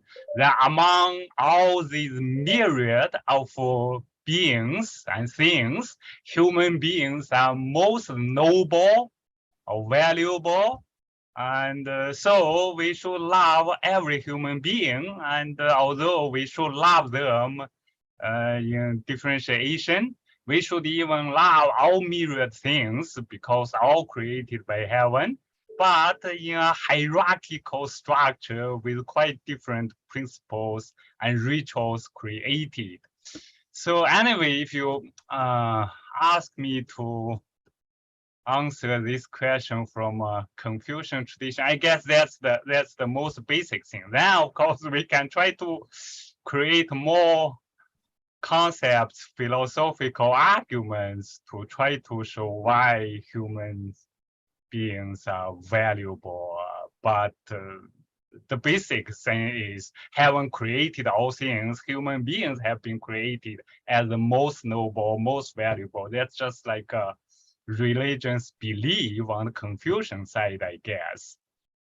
Did I answer your question, sir, or not? More or less. More or less. Okay. Can I add something? Okay, sure.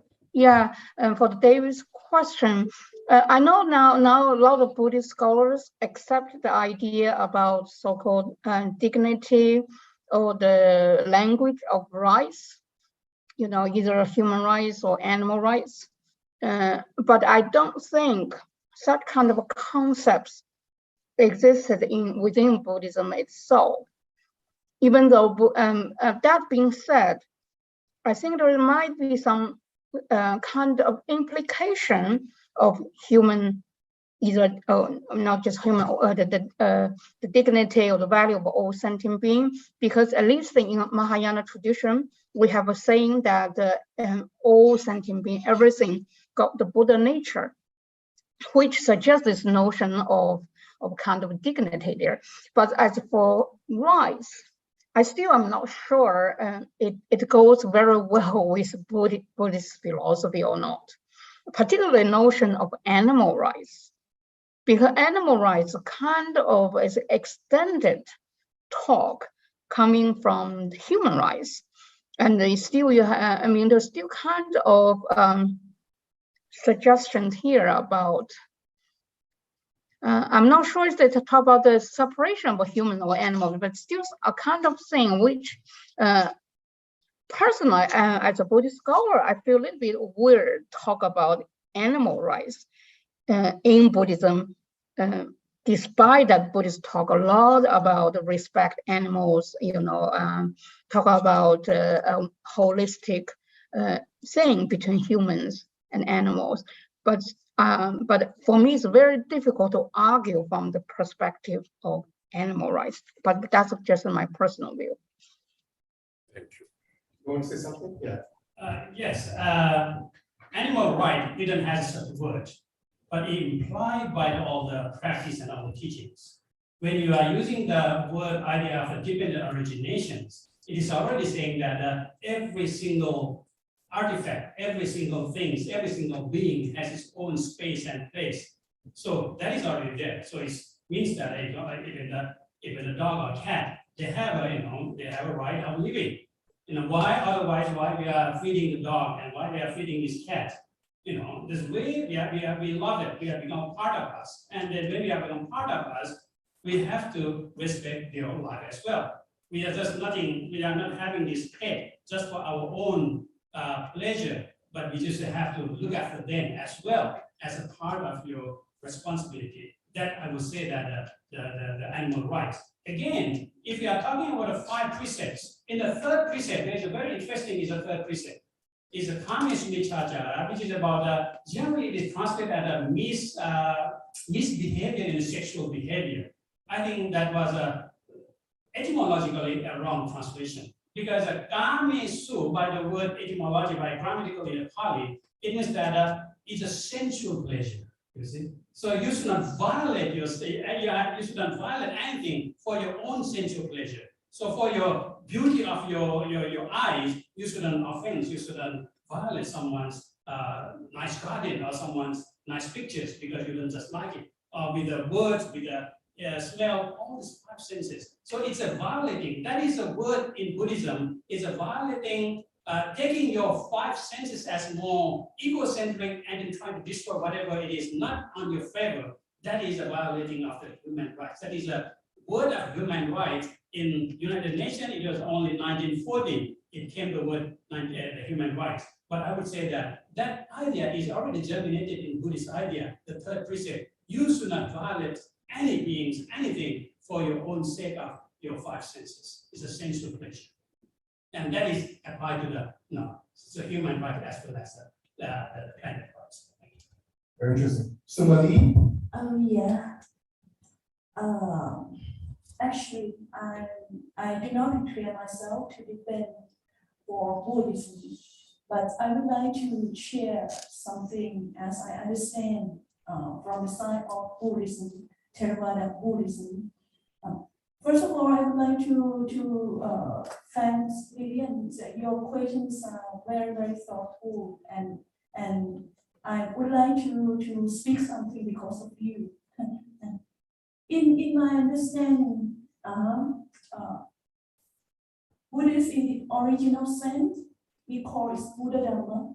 Buddha Dharma is not religion. So anybody here can be a Buddhist, while you can have your own religion.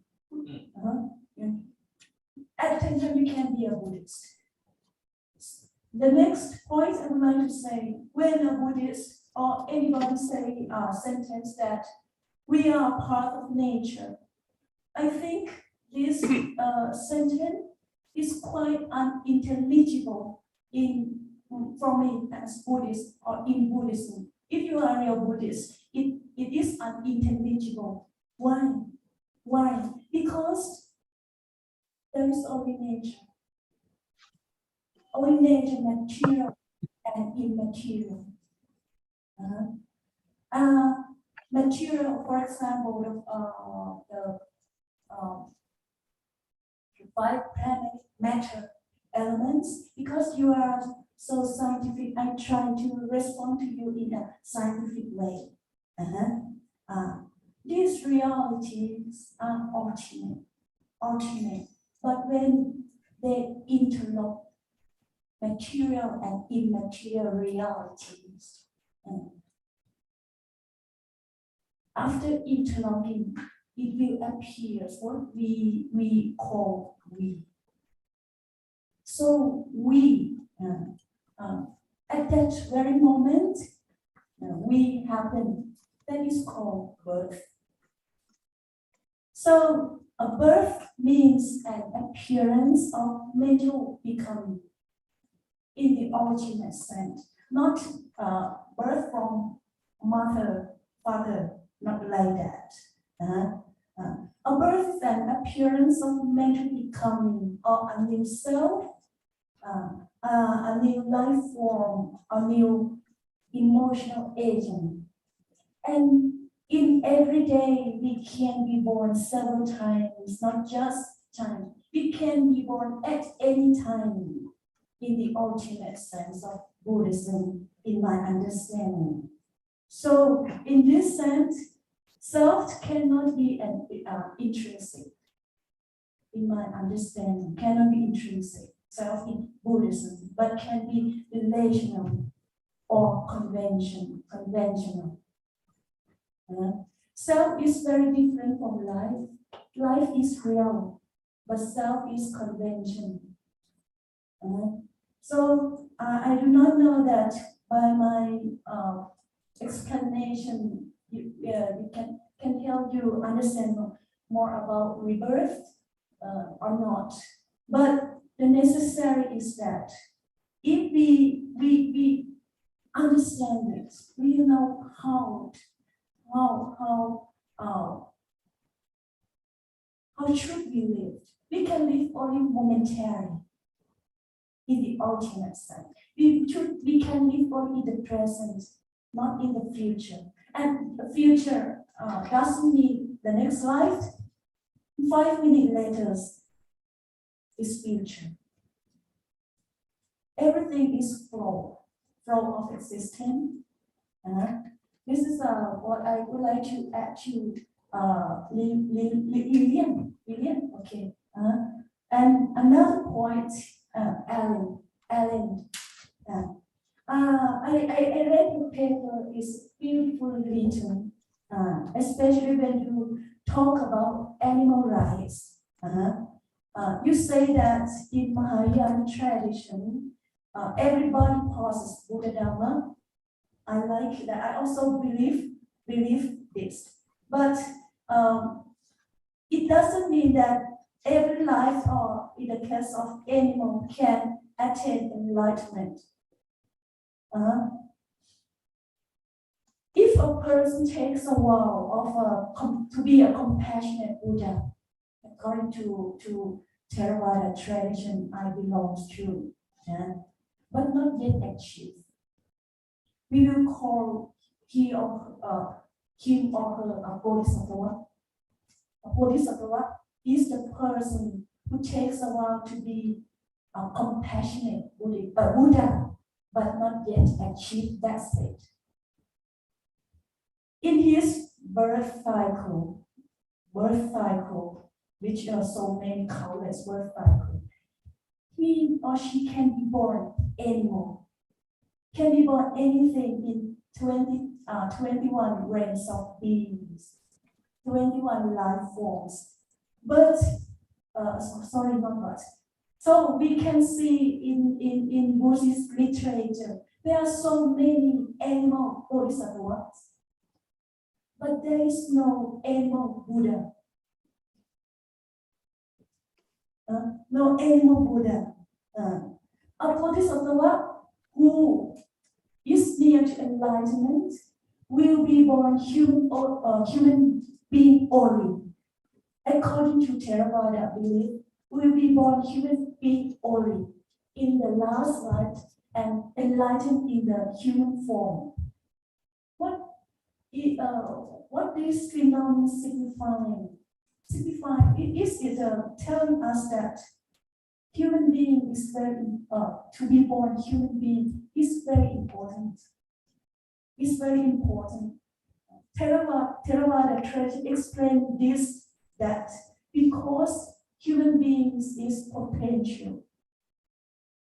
This being is potential and neutral. So we can move ourselves to the destructive, down in a destructive way, or up to the positive way, up to us. So we choose our life. But while we choose our life, human beings must always must be always responsible. So in this life form, this is the uniqueness of this life form. So I do not ask question, but for me, I think that still in Buddhism, human beings is the most important life form. And more or less, it is a man's, I should not say, I do not know English word. You can help me. Man-centered or human-centered. Anthropocentric. Actually, I do not want to use this term because human-centric. Okay, human-centric. But anthropocentric, it can means we use anything else to be means for to achieve our ends, and that in case it's unnecessary in the Buddhist tradition. Thank you very much. Thank you. Somebody, are there any response? I mean, just comment. You want to respond to that, or go to the next? The next question. Next question. Okay, Sora. Sorry, I'll be brief. I have only 2 points. First one is an anecdote I want to share with you, listening to Dr. Anil's talk. Chulalongkorn is a big university and it has a well-known faculty of veterinary medicine. And they have an annual practice because they do animal research all the time and they kill, I don't know how many rats, mice, rabbits, whatnot, for their research and study in frogs and other animals. And each year, and this is true, this is like documented. Each year they invite Buddhist monks to their faculty, and the monks perform ceremonies. The monks chant, and faculty members, students sit and listen to the chants, and they give things to the monks, and they dedicate their merits arising from the ceremony to those animals. So they are Buddhists and they know that what they are doing, they feel something, they feel uncomfortable doing all this. But as veterinary scientists, they have to do all this. So that kind of reflects what Buddhists have been thinking about or have experienced for as long as there's a need to do animal research. And the second point is, I cannot prevent myself from answering David's question. What makes life valuable? And Buddhists are arguing among themselves as much, I think, as people in any other religions. And my take on this is that it depends ultimately on us human beings, because without life, plants life, animal life, fungal life, all kind of life, the whole biosphere, we depend, this is a scientific fact, right? We depend on the biosphere. And as such, the whole biosphere, life itself, is valuable. I think most Buddhists would agree with me on that. And one last point related to this one. What about killing all the mosquitoes? We raised this point yesterday at the public discussion. For example, if we can genetically re-engineer mosquitoes so that they don't reproduce, they all die off, would that be a good thing? Thailand is a tropical country, and people suffer a lot from, mosquito-borne diseases, malaria, dengue fever, big problems, and other serious diseases. So, on the one hand, could be a good thing, but we never know what would happen, and this, is something quite scary. We never know what would happen to the ecology if the mosquitoes suddenly disappear or disappear in a short time. We can do something, and this is all okay, to prevent ourselves from being bitten by mosquitoes. Most hotels in Bangkok are doing this. That's why I think you don't suffer from mosquito bites, even though the river is right there. Mosquitoes, they live in water. That's okay. But to, if possible, to destroy all species of one organism, there are consequences that there are so many factors that we cannot predict. Thank you. Lucita, you have a question? Okay, it's particularly for fire. I just wanted to ask if there were no lay people for you to ask to deal with your insect infestations, what would you do? Simple. Live with it. That is adaptations. You have to adapt yourself, or you try to go and somewhere really safe for you. Yeah, so you find a way of repelling them, Yes, or yes. something like that. Yes. And because I've had situations with cockroaches in my house, ants taking over my kitchen in Qatar, and I've had to find ways of.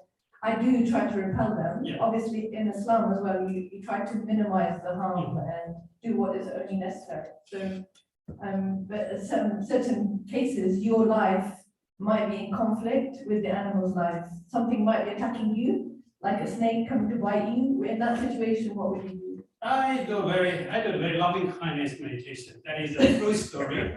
Once I was in the forest, and when I was just a young novice at the time, because the battery is so worthy, I don't have I don't have much battery, so I'm trying to save my torch as much as I could. So in the nighttime, if the road is in the forest, if the familiar path, the forest path is so familiar, I try to switch off my light in the night and just walk in the blind like that.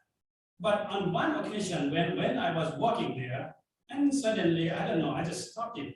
I don't know what happened. So when I switch on my torch, then I saw the cobra just 1 feet away from my feet. And what should I do? I just sit there.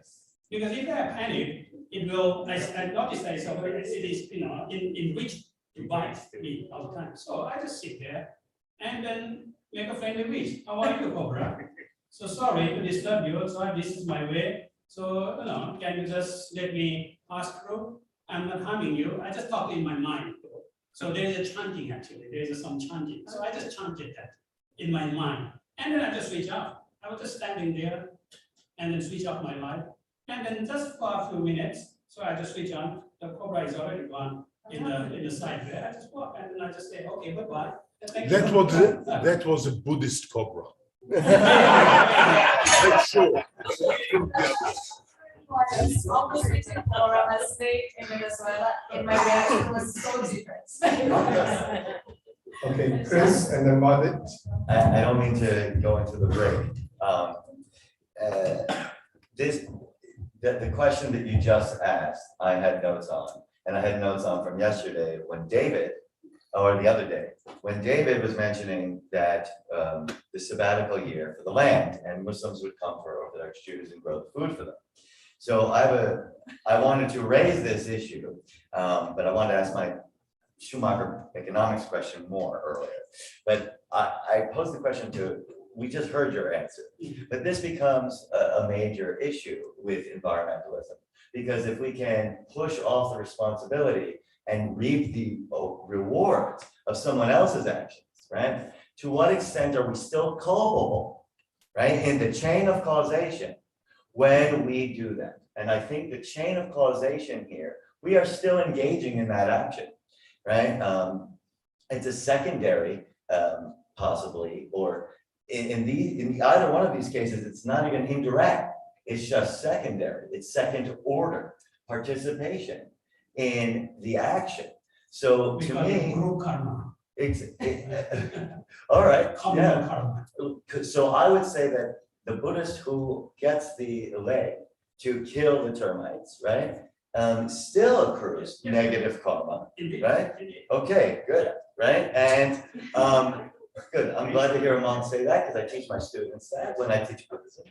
And I would say that the Orthodox Jew who gets a Muslim to come and plant the food, right, is still morally culpable. And God will not be happy. Later on, he will say, you have violated my law.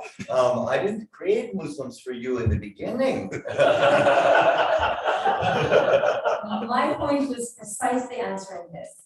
So I was struck by the notion of asking somebody else, because in Jewish law, Jewish tradition, there is a distinction between two types of things that you're not allowed to do. There are 7 things that all humans are not allowed to do, such as murder, but the rest, 613 minus the 7, are only applicable to Jewish people. So it's not a problem. If you're not allowed to do something on the Sabbath, it's not a moral problem to ask a non-Jew to do it, because that specific religious imperative doesn't apply to a non-Jew. These imperatives were designed only for the Jewish people. Now, are these 7 things inherently moral, the ones that are applicable to all humans? I think yes. Rabbi Crane can shed more light on this. But many of those imperatives that are only for Jews are also moral. So it's a very unique Jewish approach that it's really okay. It's not that you're using the Muslim. But when it comes to the environment, it's just very interesting. If we can have this approach, we can roll over responsibility, as Chris says, and that's a huge issue. Yeah, I just wanted to clarify something, and I'm glad you ended on that point, because that is my main point. I grew up amongst Jews. My neighbors growing up were Orthodox Jews. They would forget the oven on, then it would be the Sabbath, right? They would come and we'd see them outside. I turned their oven off so many times, or, brought them things, we cook food, right? And then bring it to them, because they were like, oh, we really, someone's visiting us and we really want a big thing, but we can't do it, oops, sorry. So I know, right? And when it comes to, okay, turning off your oven, that's one thing. But you know, and I've had discussions with Jews about this, that, well, when these laws were given, right, and in the ancient context, you didn't live next door to a Greek family, right? It was, everyone was Jewish. So the whole point of the leaving the land was let the land regenerate itself. And environmentally, right? If you just you stay off the land, but then Muslims come and cultivate the land, it doesn't give the land its Sabbath, right? And that's why I bring it up. And it was an interesting parallel. I loved your answer. So I really wanted to highlight that. I'm glad you brought this up. What we do is that in every day and every night, when we do the chanting, evening chanting, and that's how we try to kind of confess ourselves that is anything which we violate the nature, the animal rights and whatever, with intentional intentions, please forgive us, and we will really grateful for making our life more, pleasurable with your sacrifice, whatever it is. So that's why we will say that we will spread about the merit to all these unvisible, unvisible, when we accept the accountability of what we did, even the intention of without intention. That's interesting, because you're chanting to nature and you're asking forgiveness from nature. No. We are not asking forgiveness. We are asking not forgiveness. We are asking that we are grateful for those and then maybe thinking of that, how we respect or how we take care of this nature in a more sustainable way. Yeah. Okay, I think we could break. The next session is Jewish, so we can also this discussion. We're going to cut short the break. So we start at 11. You need it. 15. Okay, 11:15. So we have 20 minutes of break. I think that's fine. Okay. Thank you. Everybody, I have 15 minutes to present all of Judaism and what it has to say about the environment. So let's get started. So I'm going to make a proposal for non-anthropocentrism, but let me begin with my understanding about what ethics is. I understand it to be a deliberative process that includes a real investigation of what your values are, what your motivation is, because we are not purely rational beings. We are we have motivations that operate cognitively. We also deploy a whole bunch of reasons to support our ultimate conclusions or positions or our practices, our behaviors, etc. So while I teach my students that it's really important for you to have clarity on what your position is on topic X, I'm not really so interested in that. I'm more interested in what your reasons are, what your motivations are, and what your underlying values are. What I'm going to be talking about today are the underlying values in Judaism that I have found in this question about what does Judaism have to say about environmental issues. And I'm going to make an argument that is going to introduce this whole notion of a non-anthropocentric environmental ethic. But to get there, I'm going to first talk about ecocentrism, theocentrism, and anthropocentrism, terms that we've talked about over the last couple of days here.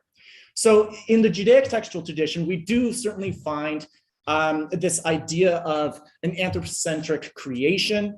Human beings are given this opportunity, if not this responsibility, to master, rule. David has spoken about this at length. What's really interesting is after these verses, the text admits that human beings need to have energy to do these sorts of things. And the text says, go ahead, not only should you procreate and rule, but you need to eat. And you can eat ad nauseum or ad libitum. There is no limit about how much you may consume of this natural world to fulfill that primal possibility, that primal blessing. In the second creation story that David mentioned a couple of days ago is this other idea of tilling and guarding or stewarding the Garden of Eden to somehow be responsible for its sustenance overall. I'm making the argument that both of these creation stories are anthropocentric because they ultimately revert back to saying that human interest should be the primal decision or metric by which environmental decisions should be made. By contrast to the first creation story, here in the second creation story, Again, the text admits that human beings need to have energy in order to fulfill this primal responsibility, which is to steward the garden. But here, instead of being able to eat ad nauseum, here you have to eat within certain kinds of limitations. And if you eat wrongly, you'll die. And if you look at least in the American context, that is certainly true. The American population is eating itself to death.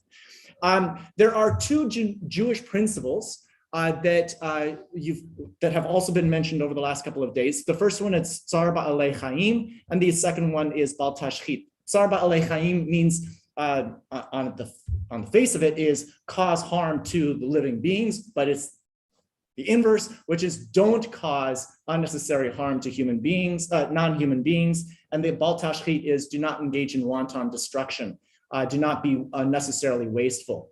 And both of these principles have been operationalized. I don't have time to go into their granular prescriptions of what they are supposed to do. But again, both of these principles fall into this anthropocentric worldview that you are entitled to use the stuff of this world, both animate parts as well as inanimate parts of this world for human purposes. And it really boils down to a consequentialist kind of logic.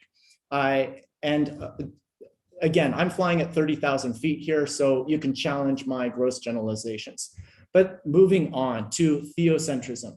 That is not the only way that Judaism has to think about human relationships with the environment.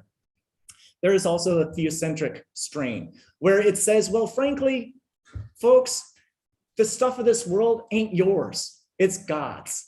And here we've spoken several times over the last couple of days about the difference between pantheism and panentheism. Judaism does certainly reject pantheism. It does endorse a panentheist. So in other words, the created cosmos is of and for and by God, but God is not limited to it. God is larger than the created cosmos. It's also interesting here, David also mentioned this midrash here about God giving Adam a tour of the Garden of Eden. And it ultimately boils down to this statement that you should pay attention to the garden and don't corrupt it or destroy it. In other words, you need to, that is your primal responsibility, is don't pollute it worse. Don't make it worse than it already is. One of the interesting things that the rabbis do from this biblical context is they say that since all of the stuff of this world, all of the food, the drinks, everything that you get to do in this world, that you get to consume, you need to recite a bracha. You need to acknowledge that this is not yours to begin with. You're using it with divine permission, and you should do so with some sort of practice of brachot. And this is all coming down to, well, why should I do it? Because it is deontologically commanded upon me. So it's a duty from an exogenous source. An ecocentric strain is also found in the Judaic textual tradition. Here, these are just, I am not providing you an exhaustive list of sources, but just illustrative. Here we find such instructions like do not mix different kinds of seeds or of animals, and also the Shemitah year about allowing the land to have a complete rest. These are great ideas, and you might think that this is ultimately all for the nature's sake, but ultimately, when you look at it, it's a conservation ethic. You are still allowed to use these things. You're still allowed to use different species of plants and animals. You're still allowed to use the land, but you are supposed to do so with respect to the biodiversity that's therein. So you're supposed to conserve it through these this more ecocentric kind of perspective. What's interesting here is, according to Maimonides, the greatest medieval legist physician and sage of the medieval period, I already said medieval, so I'll say it again, medieval, he says that these laws about the Shemitah year, for example, that we've spoken about several times, is ultimately not only to build out, to improve the fecundity of the land, but it also builds out sympathy among humankind and promotes well-being for humanity. That's fascinating to me. In other words, we do X, Y, and Z to protect biodiversity and the environment, not for the environment's sake, but for our own virtue. It's so that we can learn to be nice to each other, be kind to each other. This is how we ought to be towards each other. It's a virtue ethic. So if we had to summarize it, anthropocentrism offers us a consequentialist way, theocentrism a deontological way, and ecocentrism a virtue kind of way to think carefully about how we relate with the natural world. There are, while beautiful and powerful and attractive in many ways, these conventional ways of thinking about the environment buy into an ancient idea, the scala natura, which is that there is, this predates the Abrahamic traditions, it predates the ancient Greek traditions. This is an ancient idea, is that there are different realms of creation and that there is a sharp line between Homo sapiens and all other entities. And it's a vertical notion. And that there are whatever differences that we see out there are differences of kind. And this was then illustrated quite and expanded upon by Charles Bonnet in the 18th century, where he basically slammed home the idea that not only is there a difference in kind, but there's immutability of species, that you can't move across these rungs. This was challenged in the 19th century with Darwin, who comes along with his theory of evolution. And he, again, wanted to reinforce this idea that Homo sapiens are perhaps not vertically higher above other creatures. We are horizontally related to them, but we are still superior and we are still exceptional. He wanted to maintain this fiction. Fiction, wait, we'll get to that. And one reason is that why we're so special is because of our capacities, our DNA, or because we say that we are so special, or, well, frankly, our religious traditions say that we're so darn special. But contemporary science, thanks to the secularists among us who remind us that these claims to capacity, cognitive capacity, other sensitive capacities are no longer sufficient to declare us qualitatively and quantitatively different from others. DNA, we share 99% of our DNA with many other species. Just because we say so, that has been shown in a postmodernist world to be inadequate to maintain these divisions. And frankly, just because God says so, for those of us who take religious traditions with a grain of salt, also begs the question about why it is that we maintain this fiction that we are exceptional and superior to all other creatures. So that's why I would suggest a non-anthropocentric worldview, especially when it comes to the environment. And we do have some Judaic texts that speak to this idea that human beings are really no better and no worse than any other kinds of entities in this world. Maimonides comes to explain this again, and he says that the universe does not exist for humanity's sake, but each being exists for its own sake. Each of these things in the cosmos, from the black holes and the billions of other galaxies out there to the tiniest to even the malaria that's inside the belly of the mosquito. Each of these things is a purpose of its own existence. And whatever differences that we see are only differences of degree, not differences in kind. And so here is a nice little story here from the Midrashic tradition. Some people were on a ship. One of them took a drill and began drilling underneath his seat. And the other one said, "Dude, what are you thinking? Why are you drilling on this?" And he says, "Why should you care what I am doing? It's underneath my own seat that I'm drilling." And they said to him, "Well, if you continue to do so, we're all going to sink."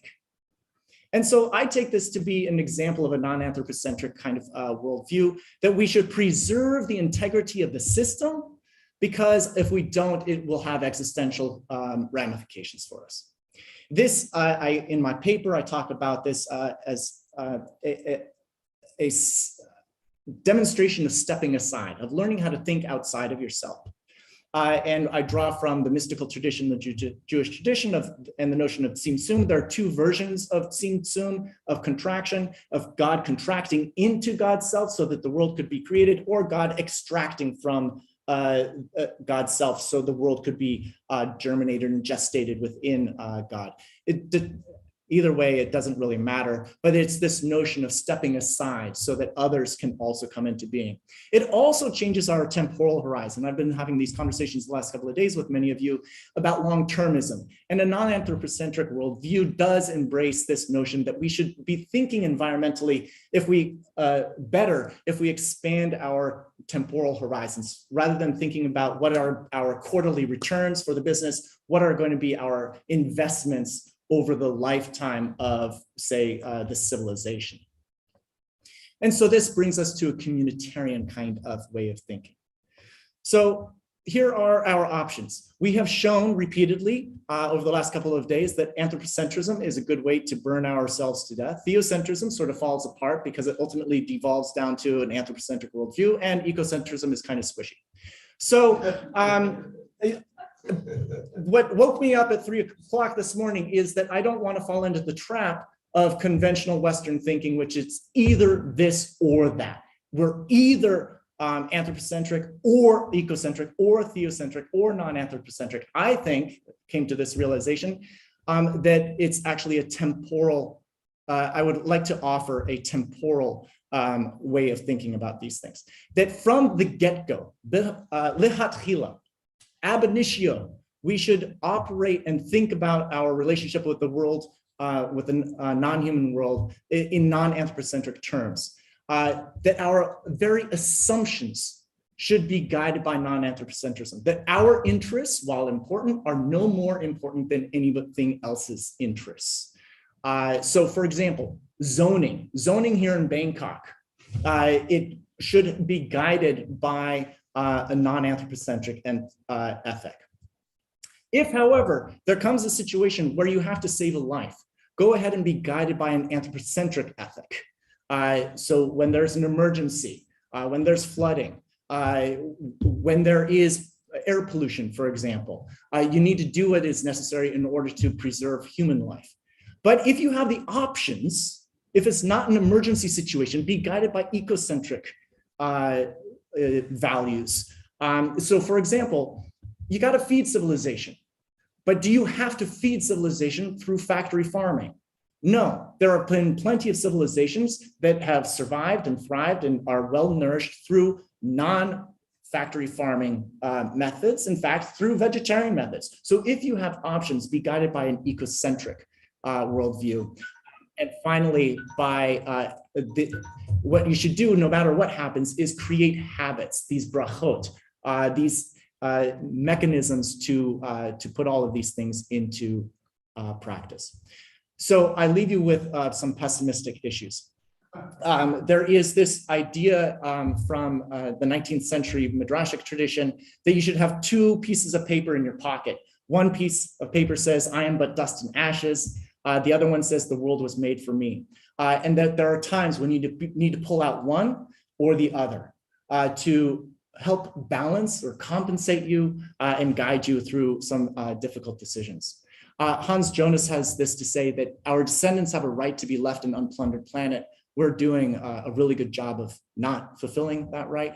And so what do we do, given the fact that we are all complicit in a global situation, a global scenario that is currently destroying and degrading the natural world? So what do our theologies, our traditions have to say about our complicity in that fact? What do we do about those in our communities that disavow or deny that fact? So the agnotological question, those people who are claiming ignorance, how do our religious traditions wrestle with that? How do our religious traditions seek forgiveness from the future? Because we are plundering our grandchildren's planet.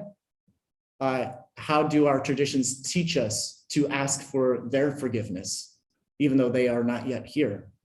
And finally, we keep on claiming that we're exceptional.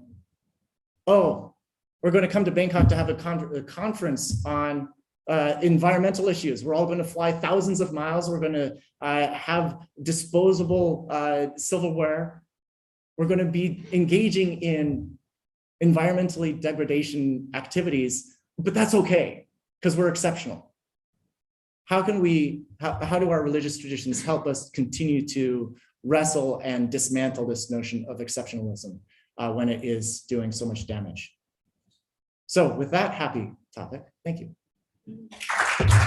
So, I want to start by saying thank you to the organizers of the conference, and particularly to Alberto and Serena and you, Father Joseph. And I've been so impressed by what you do. Like, we went out on that launch yesterday and I've got a sense of you've been scurrying around getting the best deal for the food, and the amount of organization that's gone into this event is extraordinary. So from the bottom of my heart, thank you.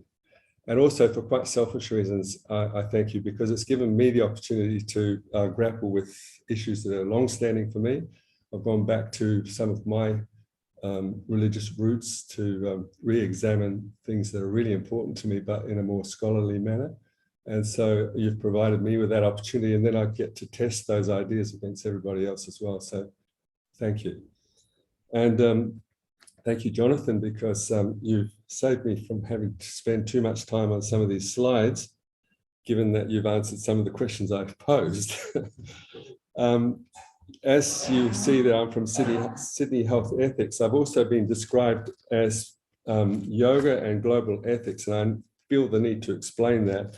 I've been practicing yoga for more than 40 years, both hatha yoga in the physical postural sense, but also meditation and yoga philosophy, which I'll expand on in this talk. So if somebody was to ask me what my primary identity is, I would probably say I'm a yogi.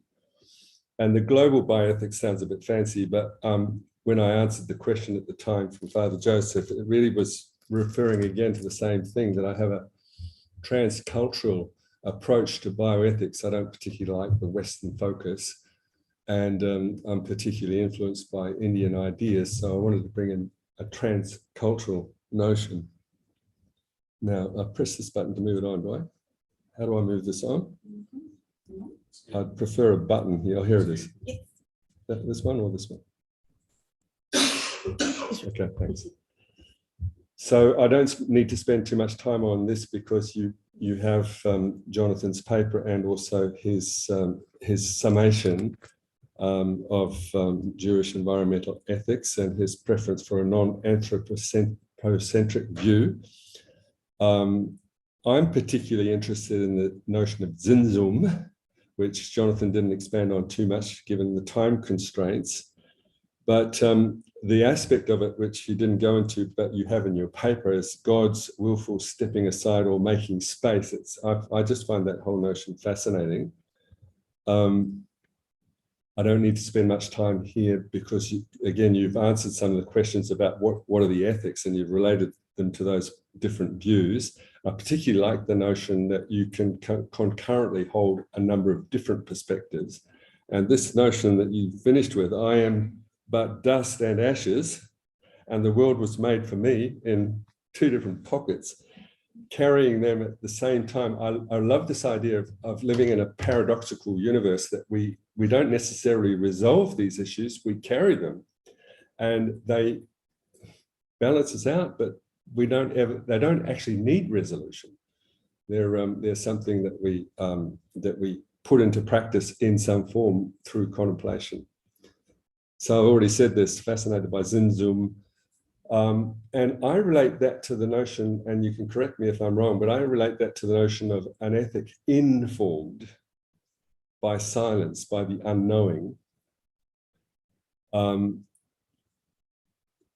The issue of who's charged with that responsibility is, I've noticed, is a question that you often raise yourself in some of our discussions.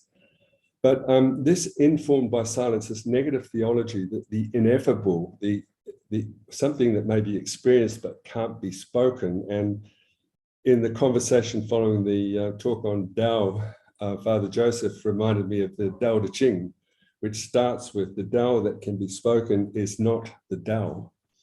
So there's this notion of whatever it is that we're skirting around, which can't be spoken, is in somehow very influential. And I want to know how, and what is it that sharpens that in a positive sense? Because you quote Hans Jonas, And he takes Zen Zum in a very negative way. Like one would contemplate Zen Zum with the hope that Auschwitz will never happen again, but it might.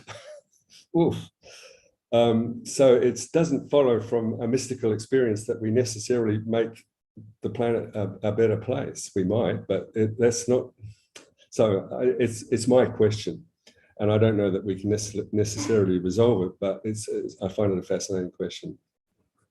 I've already got here. What does one make of such accounts? I'm talking here about that Zen Zum or the negative theology. Is it an ontological truth that we're moving towards, something that's real but can't be named? Or are we talking about something that is a means to religious insight or revelation, so to speak, a soteriological or pragmatic notions that serve a purpose in a pragmatic sense, in the sense that William James used that term pragmatism.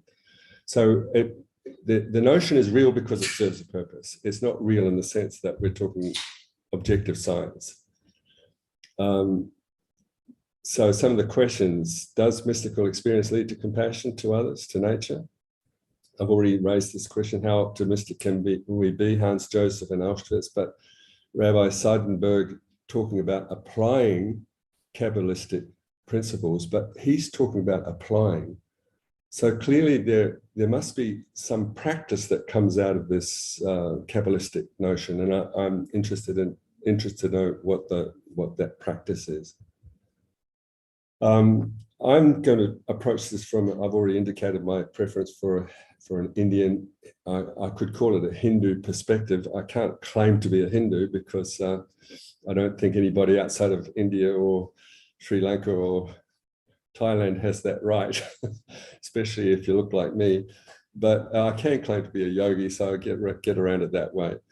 But Dr. Kishore talks about Hinduism as many philosophies, convictions, doctrines, multiple traditions, yet he speaks of it as a coherent, meaningful religious path or paths, and backed up by the various texts. And it wasn't actually Dr. Kishore, I picked this up somewhere else, that Hinduism came into focus as an entity through rivalry with Muslims in the 13th to 16th centuries. I don't agree with you, John. Where are you? Not here? I don't agree with you, John, that it's a product of British colonialism, but that's a discussion that will come up, I'm sure, in relation to your talk. I think it way predates that. And to illustrate that it's still alive and evolving, I simply refer to Vivekananda, who was the Swami who went to the first Parliament of Religions, Yogananda, who wrote that beautiful book, Autobiography of a Yogi. And I'm just jumping ahead here to note that Yogananda identified himself as a bhakti, a lover, and he bemoaned the fact that his Guru Sri Yukteswar, was a yani who approached things cognitively, something I'm just slipping in there because it'll come up later in what I have to say. Now, I'm moving now to a more general topic, and that in preparing for this talk, I've been reading around widely, and I'm quite impressed with the general consensus, and it's not entirely shared, I know, and I suspect it'll be controversial in this room, is that the traditional religions are not supportive of ecology. And that's a quote from Lance Nelson, who's got a very nice little book on it. That it's only in recent years that the various religions have started to take on ecology, and they've had to reformulate their ideas in order to grapple with what is now a current issue. You won't find words like ecology in the traditional texts. And I'm also going to examine this notion that the Abrahamic religions are dualist, and so said, poorly suited to support the environment because they're dualist, and that there's been a call for a shift of paradigms. And Nelson, the same Lance Nelson, talks about wistful glancings eastward to look for a solution in Asia, where the religions are seen to be non-dualist. Humans are one with nature. And I'll just jump ahead here. I think that's a piece of romance. I think it's basically wrong that Asian religions are not non-dualist. And I'll illustrate that. Nor do I think that the distinction between dualism and non-dualism is useful. And I'm going to pick on, because Hinduism is such a broad scope, I'm going to pick on two traditions, and the two traditions that I've particularly learned from. Advaita Vedanta. Vaita means divided. So Advaita means non-divided or non-dual. And it's non-dual in the sense that Brahman, the supreme being, beyond definition, a bit like Zinzum perhaps, Brahma, the gods come from Brahman. Brahma, Shiva, Vishnu, they're the various goddesses, they're the expression of Brahman, but Brahman is beyond knowledge, beyond knowing. It may not be beyond experience, but it's beyond definition. So the Advaita Vedanta position is that we are one, or Atman, our essential being is one with Brahman, and the expression is Atman is Brahman. However, Lance Nelson, in a very nice essay, which is part of the title, is The Dualism of Non-Dualism, makes the point that Advaita Vedanta actually devalues and neglects the natural universe. The expression or the mantra is neti neti, which means not this, not that, not this. Anything that you can point a finger to is not Brahman. So all is an illusion. All is a dance of Maya, and we are beguiled by Maya. We love Maya. You know, what can I drink? What can I eat? Give me a nice seat to sit on, nice car. And we lose our way as a result of being beguiled by Maya. So happens my wife is named Maya. So I'm a victim. I'll switch now to another quite different tradition within India, and it's not an orthodox. It's not a orthodox tradition in the sense that it doesn't rely on the Vedas. And that's Tantra. And Tantra is pretty amorphous, as Tantra pops up all over the place in Buddhism and down in the south of India, and it's got different forms, and it's harder to pin down. In my paper, I've quoted somebody who's given it a few characteristics.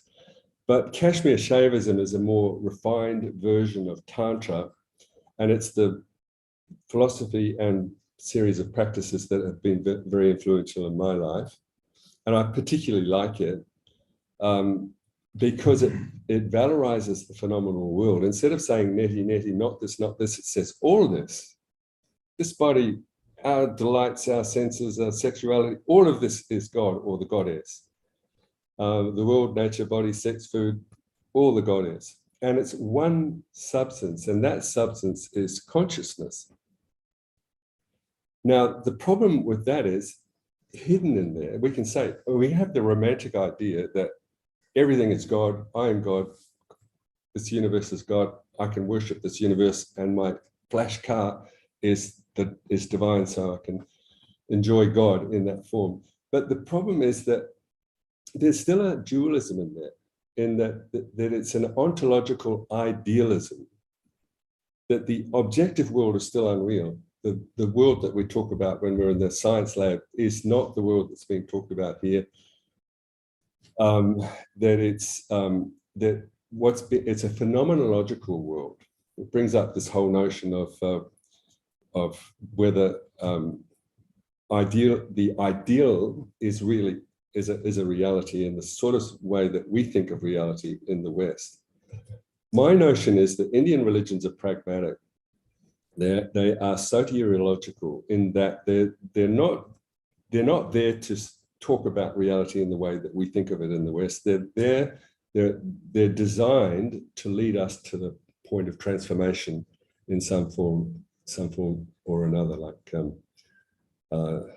enlightenment. So I'm coming close to the end. I agree with the notion that we need to refashion our religions for an environmental ethic. And I'm quoting Pedersen here: no Buddhist, Hindu, or Islamic scriptures contain concepts like environmental crisis, ecosystems. A contemporary ecological theology must be fashioned, not found. Each tradition best explored by those who have community in that tradition. A reinterpretation for today's crises, a profound task, needs to begin in communities of accountability. So it brings me back to this notion that there's no one way. There are many different ways, and we need to work within the traditions that we're most comfortable within or that we've grown up with. Just want to make one last point. There's been a very heavy emphasis in this workshop on cognitive approaches, and I want to fight back and say that, and I'm quoting you, Father Samir, here, where Kant, you mentioned in your paper, religion without bounds of mere reason, that Kant was aiming for that. And quote David Hume, who said, reason alone cannot be a motive to the will, but rather is the slave of the passions. That needs to be elaborated somewhat, because he wasn't against reason, but he was wanting to give a place to the passions, or you might say emotion.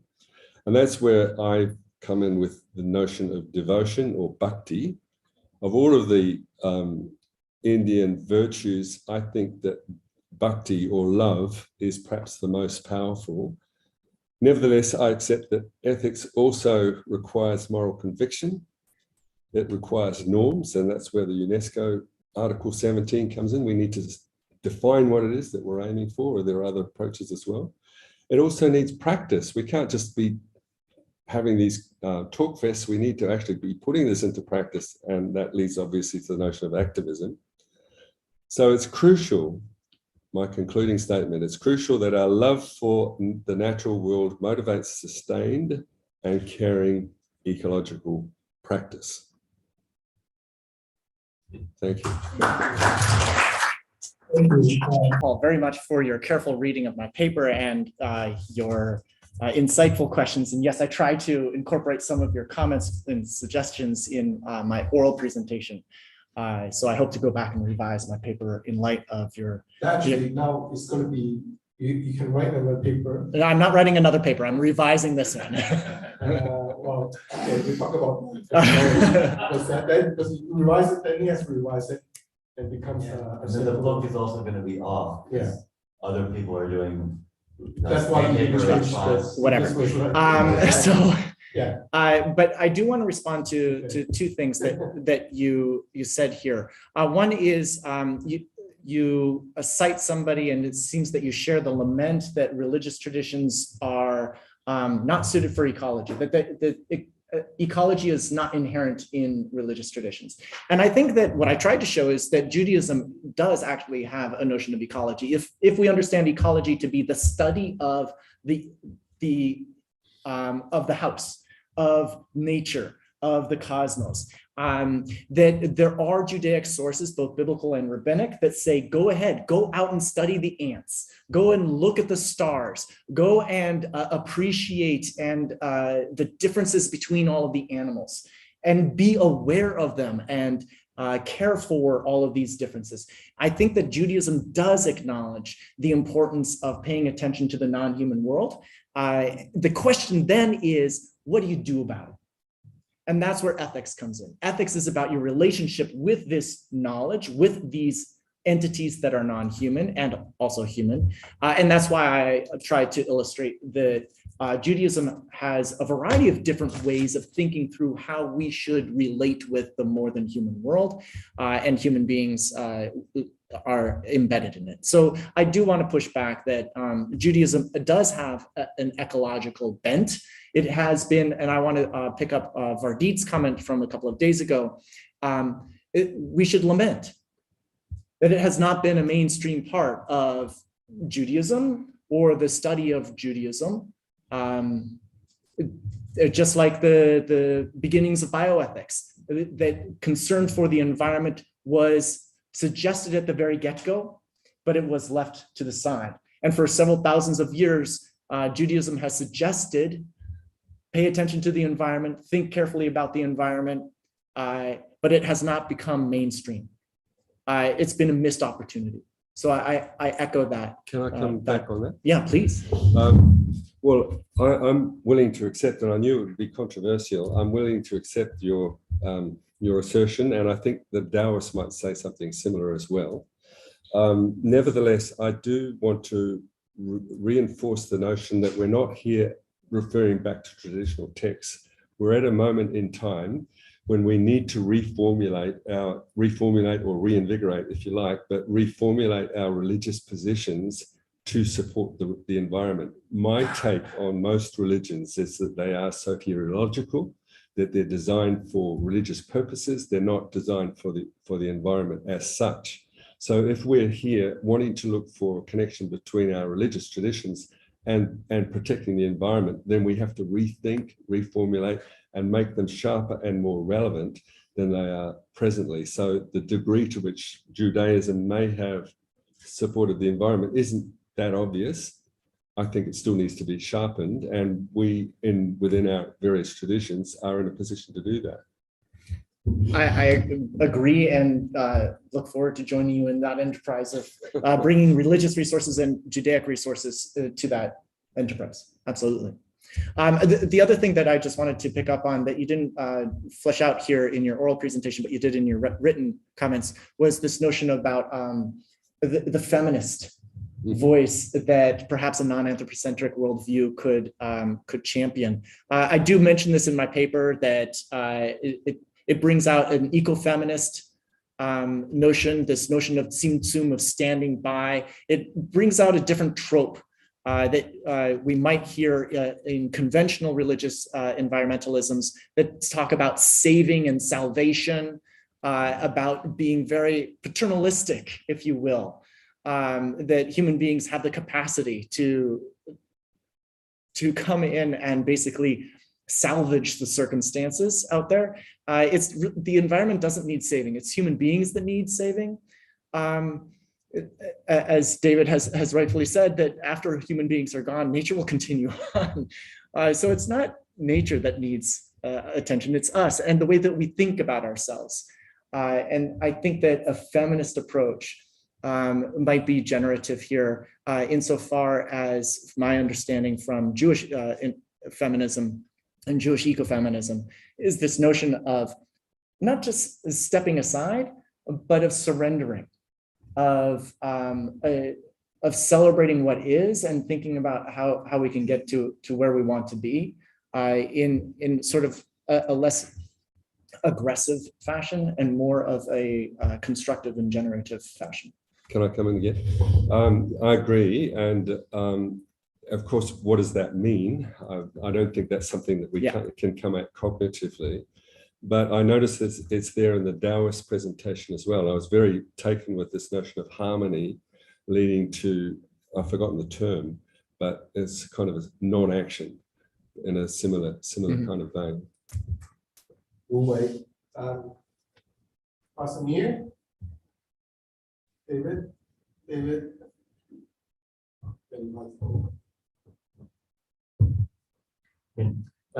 Thank you both. Jonathan, a question for you. Perhaps I haven't understood precisely what your non-anthropocentrism implies, because I understood it as simply a communitarian sort of anthropocentrism.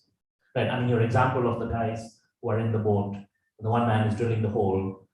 The critique seems to be, well, we're all going to drown, but that's still focused on, well, the five of us in the boat. So it perhaps, the way I interpreted it is individual anthropocentrism versus communitarian. And is that really what you're getting at, or is there something that I missed?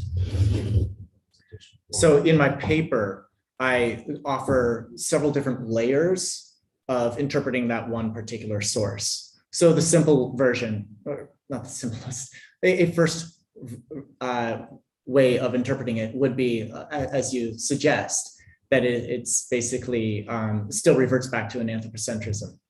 A second way would be to understand that to look at it not from the driller's perspective, but from the protester's perspective, that we need to care about what other people are doing, even when they're doing something that seems to be self-aggrandizing, but they're damaging, they're going to put all of us in peril, that we need to protest. And then the third layer is, it's the integrity of the system that really matters. If the system itself is wounded, there is no individual, there's no I, and there's no we, there is nothing. If the integrity of the system has been compromised, then life itself is at peril. So it's not just a counterbalance to singular anthropocentrism.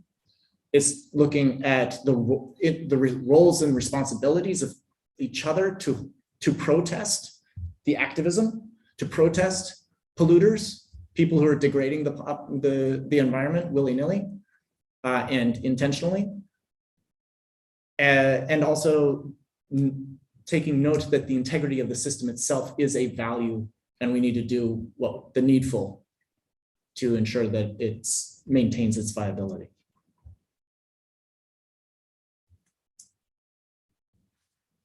Okay. Yeah. So something that's always puzzled me about environmentalist things, this is for a question for Jonathan, is environmentalism worries about assertions of human uniqueness. We're like this, everything else is like that. Okay, we can't take that away, that's bad. And then environmentalism only worries about human activity. But we're not worried about what lemmings are doing or pine trees. You know, we're not going to worry about pine tree being pine tree centric and messing things up. So when it comes to our moral concern, it's entirely with human action. In decades of reading this stuff, I've never heard a single concern about what a non-human organism would do. So we assert a qualitative difference between the significance of human action in the world, and we make negative judgments on it, where everything else has a place, but not us. But then we make claims like you made, which was science has showed us that we're not different.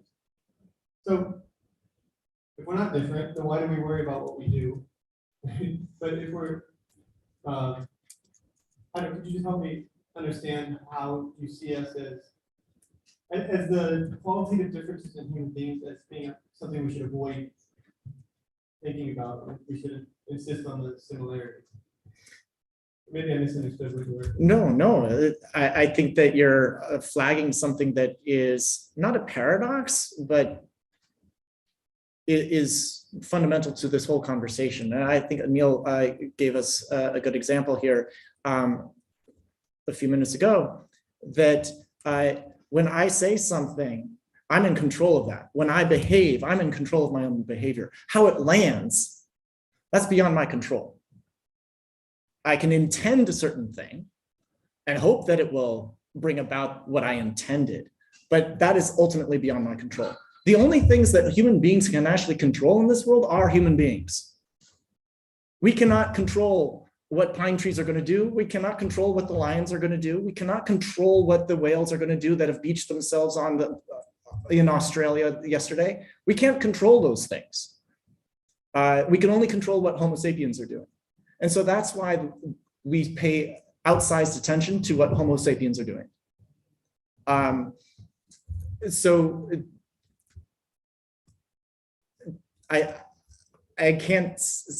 think that it would be disingenuous. I think that it would be chutzpahdik for us to somehow impose our moral reasoning, our moral assumptions, our moral expectations upon non-human entities. So just to clarify, so you think other organisms can destroy the environment, but because we're not them, we don't worry about it?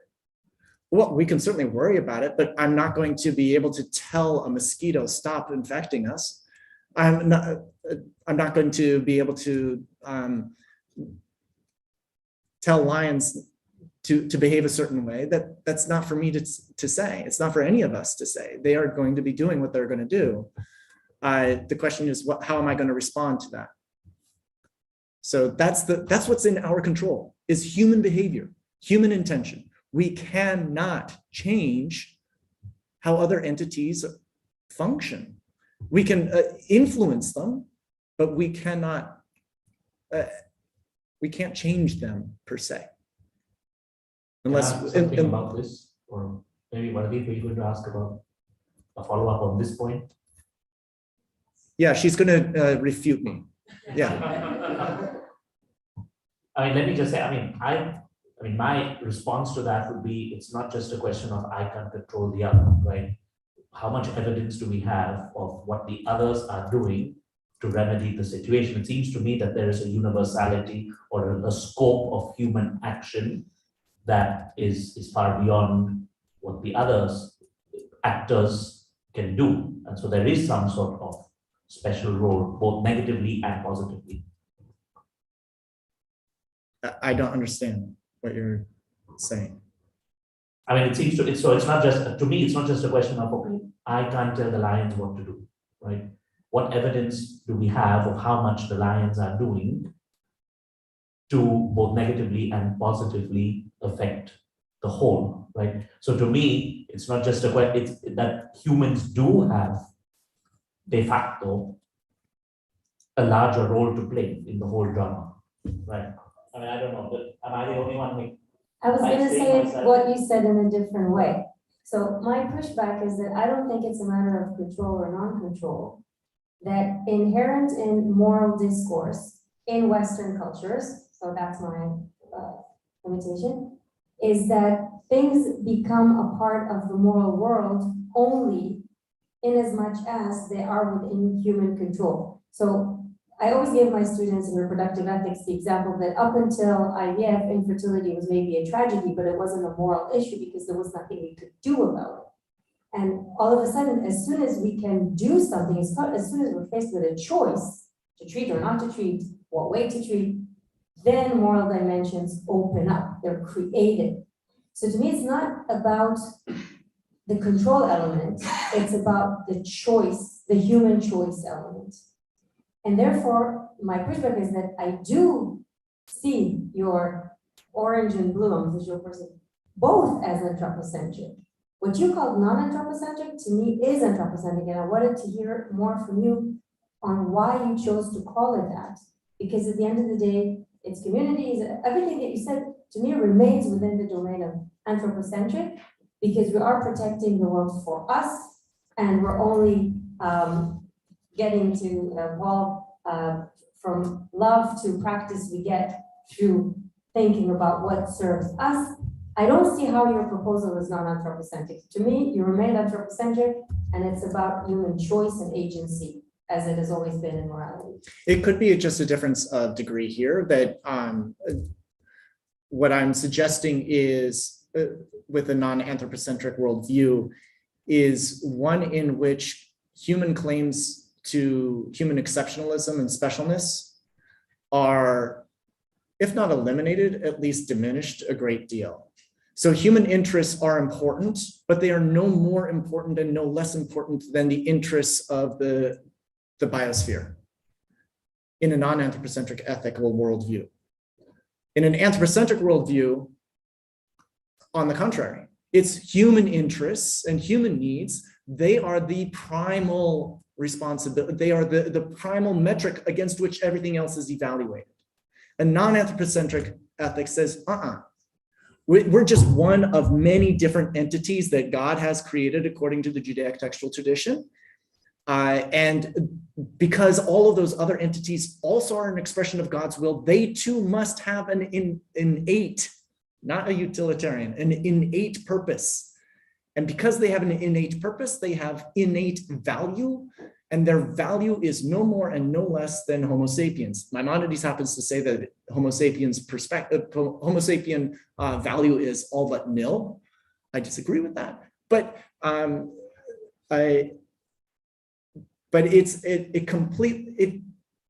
in an anthropocentric worldview, human beings are the metric by which we evaluate all stuff.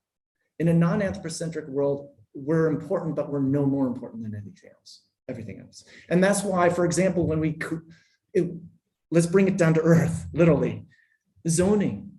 Like, why is it that a city like this is zoned the way that it has? Oh, is there zoning here in Bangkok? I don't know. But why is it that certain things, at least in the United States context, certain things are placed here and versus over there? Why are certain populations allowed to live next to a polluting industry? Or why is that industry allowed to be against near other certain kinds of industries? When it's prioritized, zoning can be done in a non-anthropocentric way, that it takes other interests, non-human beings' interests into consideration instead of prioritizing human interests and certain human interests, like white Christian landed males' interests in the American context. So yes, I need to flesh it out a little bit more, but I do think that there's a qualitative difference, if not a quantitative difference. I want to join the discussion of anthropocentrism, because as I said previously, my general view of environmental problems is anthropocentric, but I think that regarding the reading of Jewish sources, I have also a case to read them anthropocentrically. And what I suggest is to anchor the question in the way we see the order of creation, of the story of creation. You might not agree with the way I read it, although I think it's very traditional.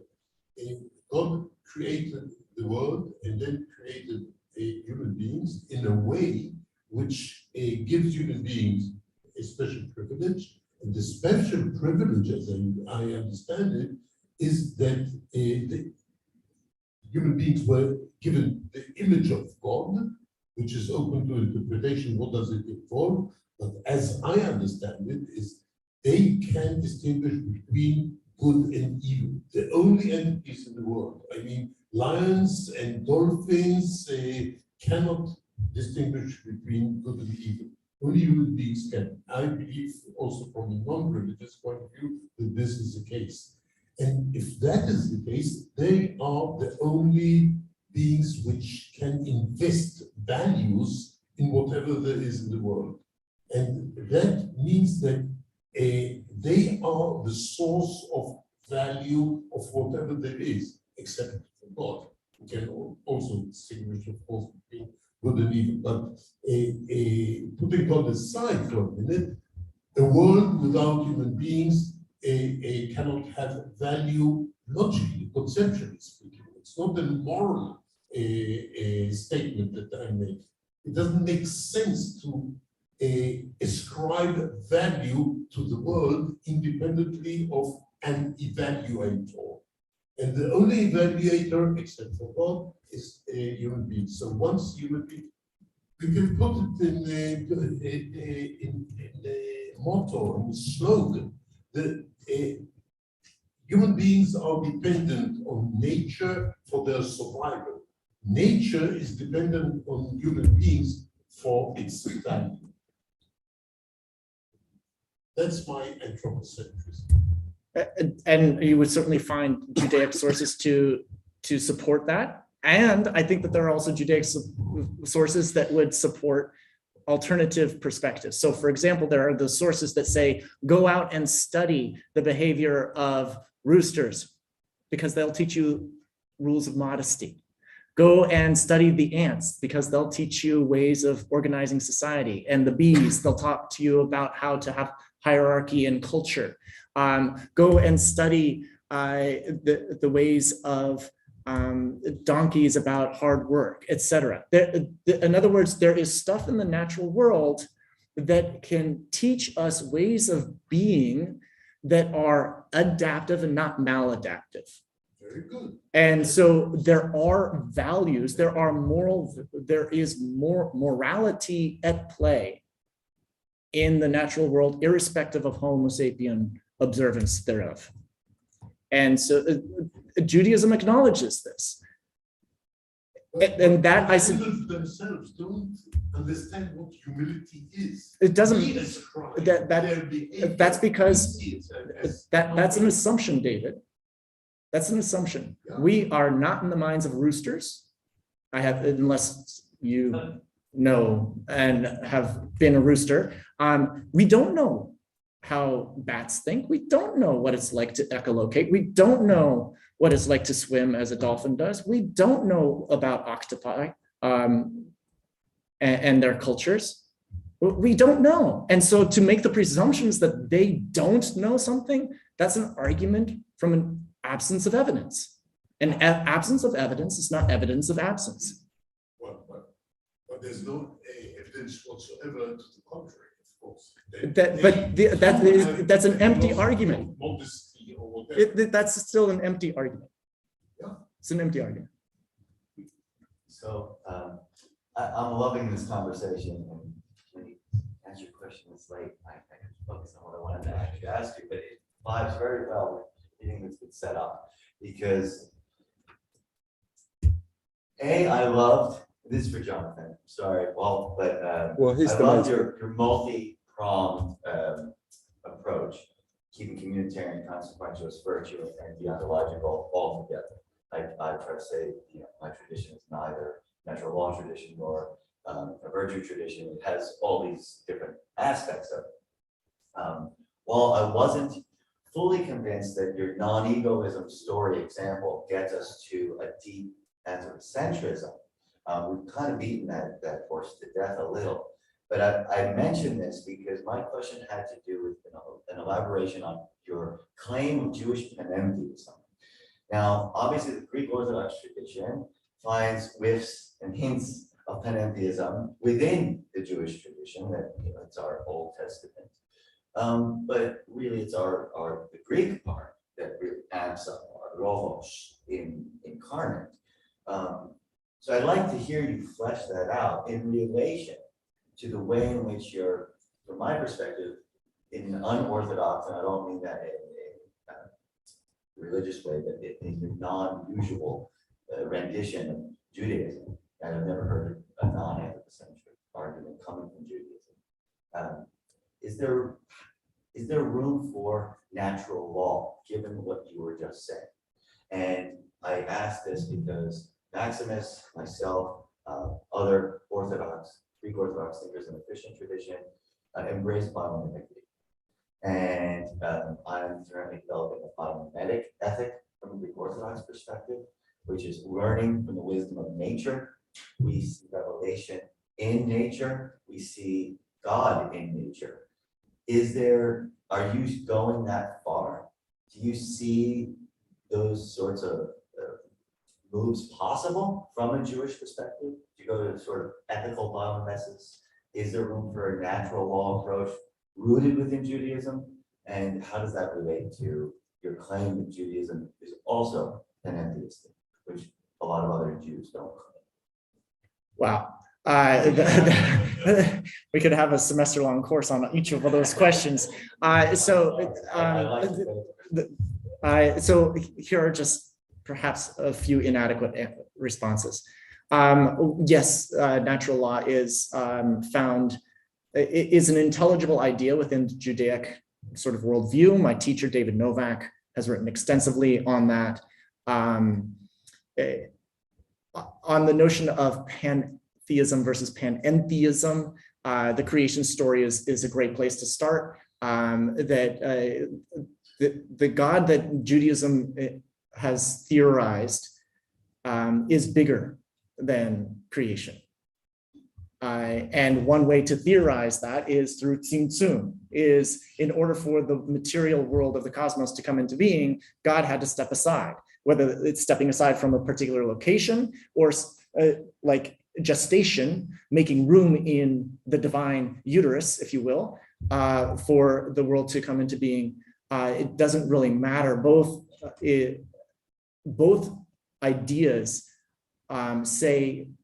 demand a panentheist notion, is that the world is not coterminous with God and God is not coterminous with the world.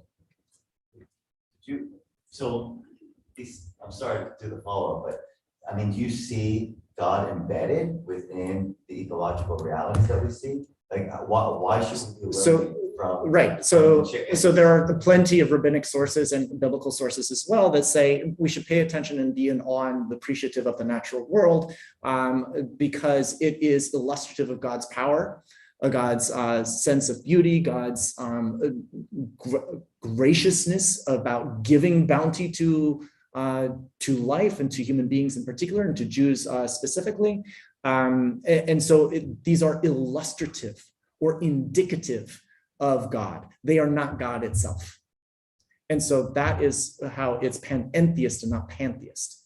There is, in the Kabbalistic tradition, there are contemporary Jewish mystics who are taking Jewish prayer out of synagogues and praying in the natural environments as one practice, if you will, a ritualistic practice of communing with God outside of manufactured environments like synagogues.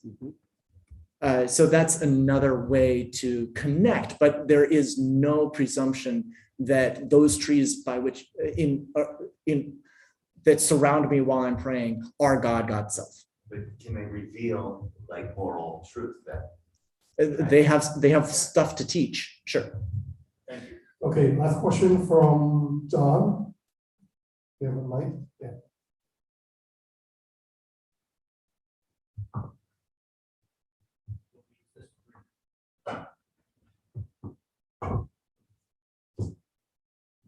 Yeah, just I guess it was to throw out a couple queries / clarifications, maybe to maybe add a bit of nuance to things. I think one of the things that just across a lot of our conversations is appearing to me that what we're running together is kind of like Fardeep was saying about some ethical and moral claims.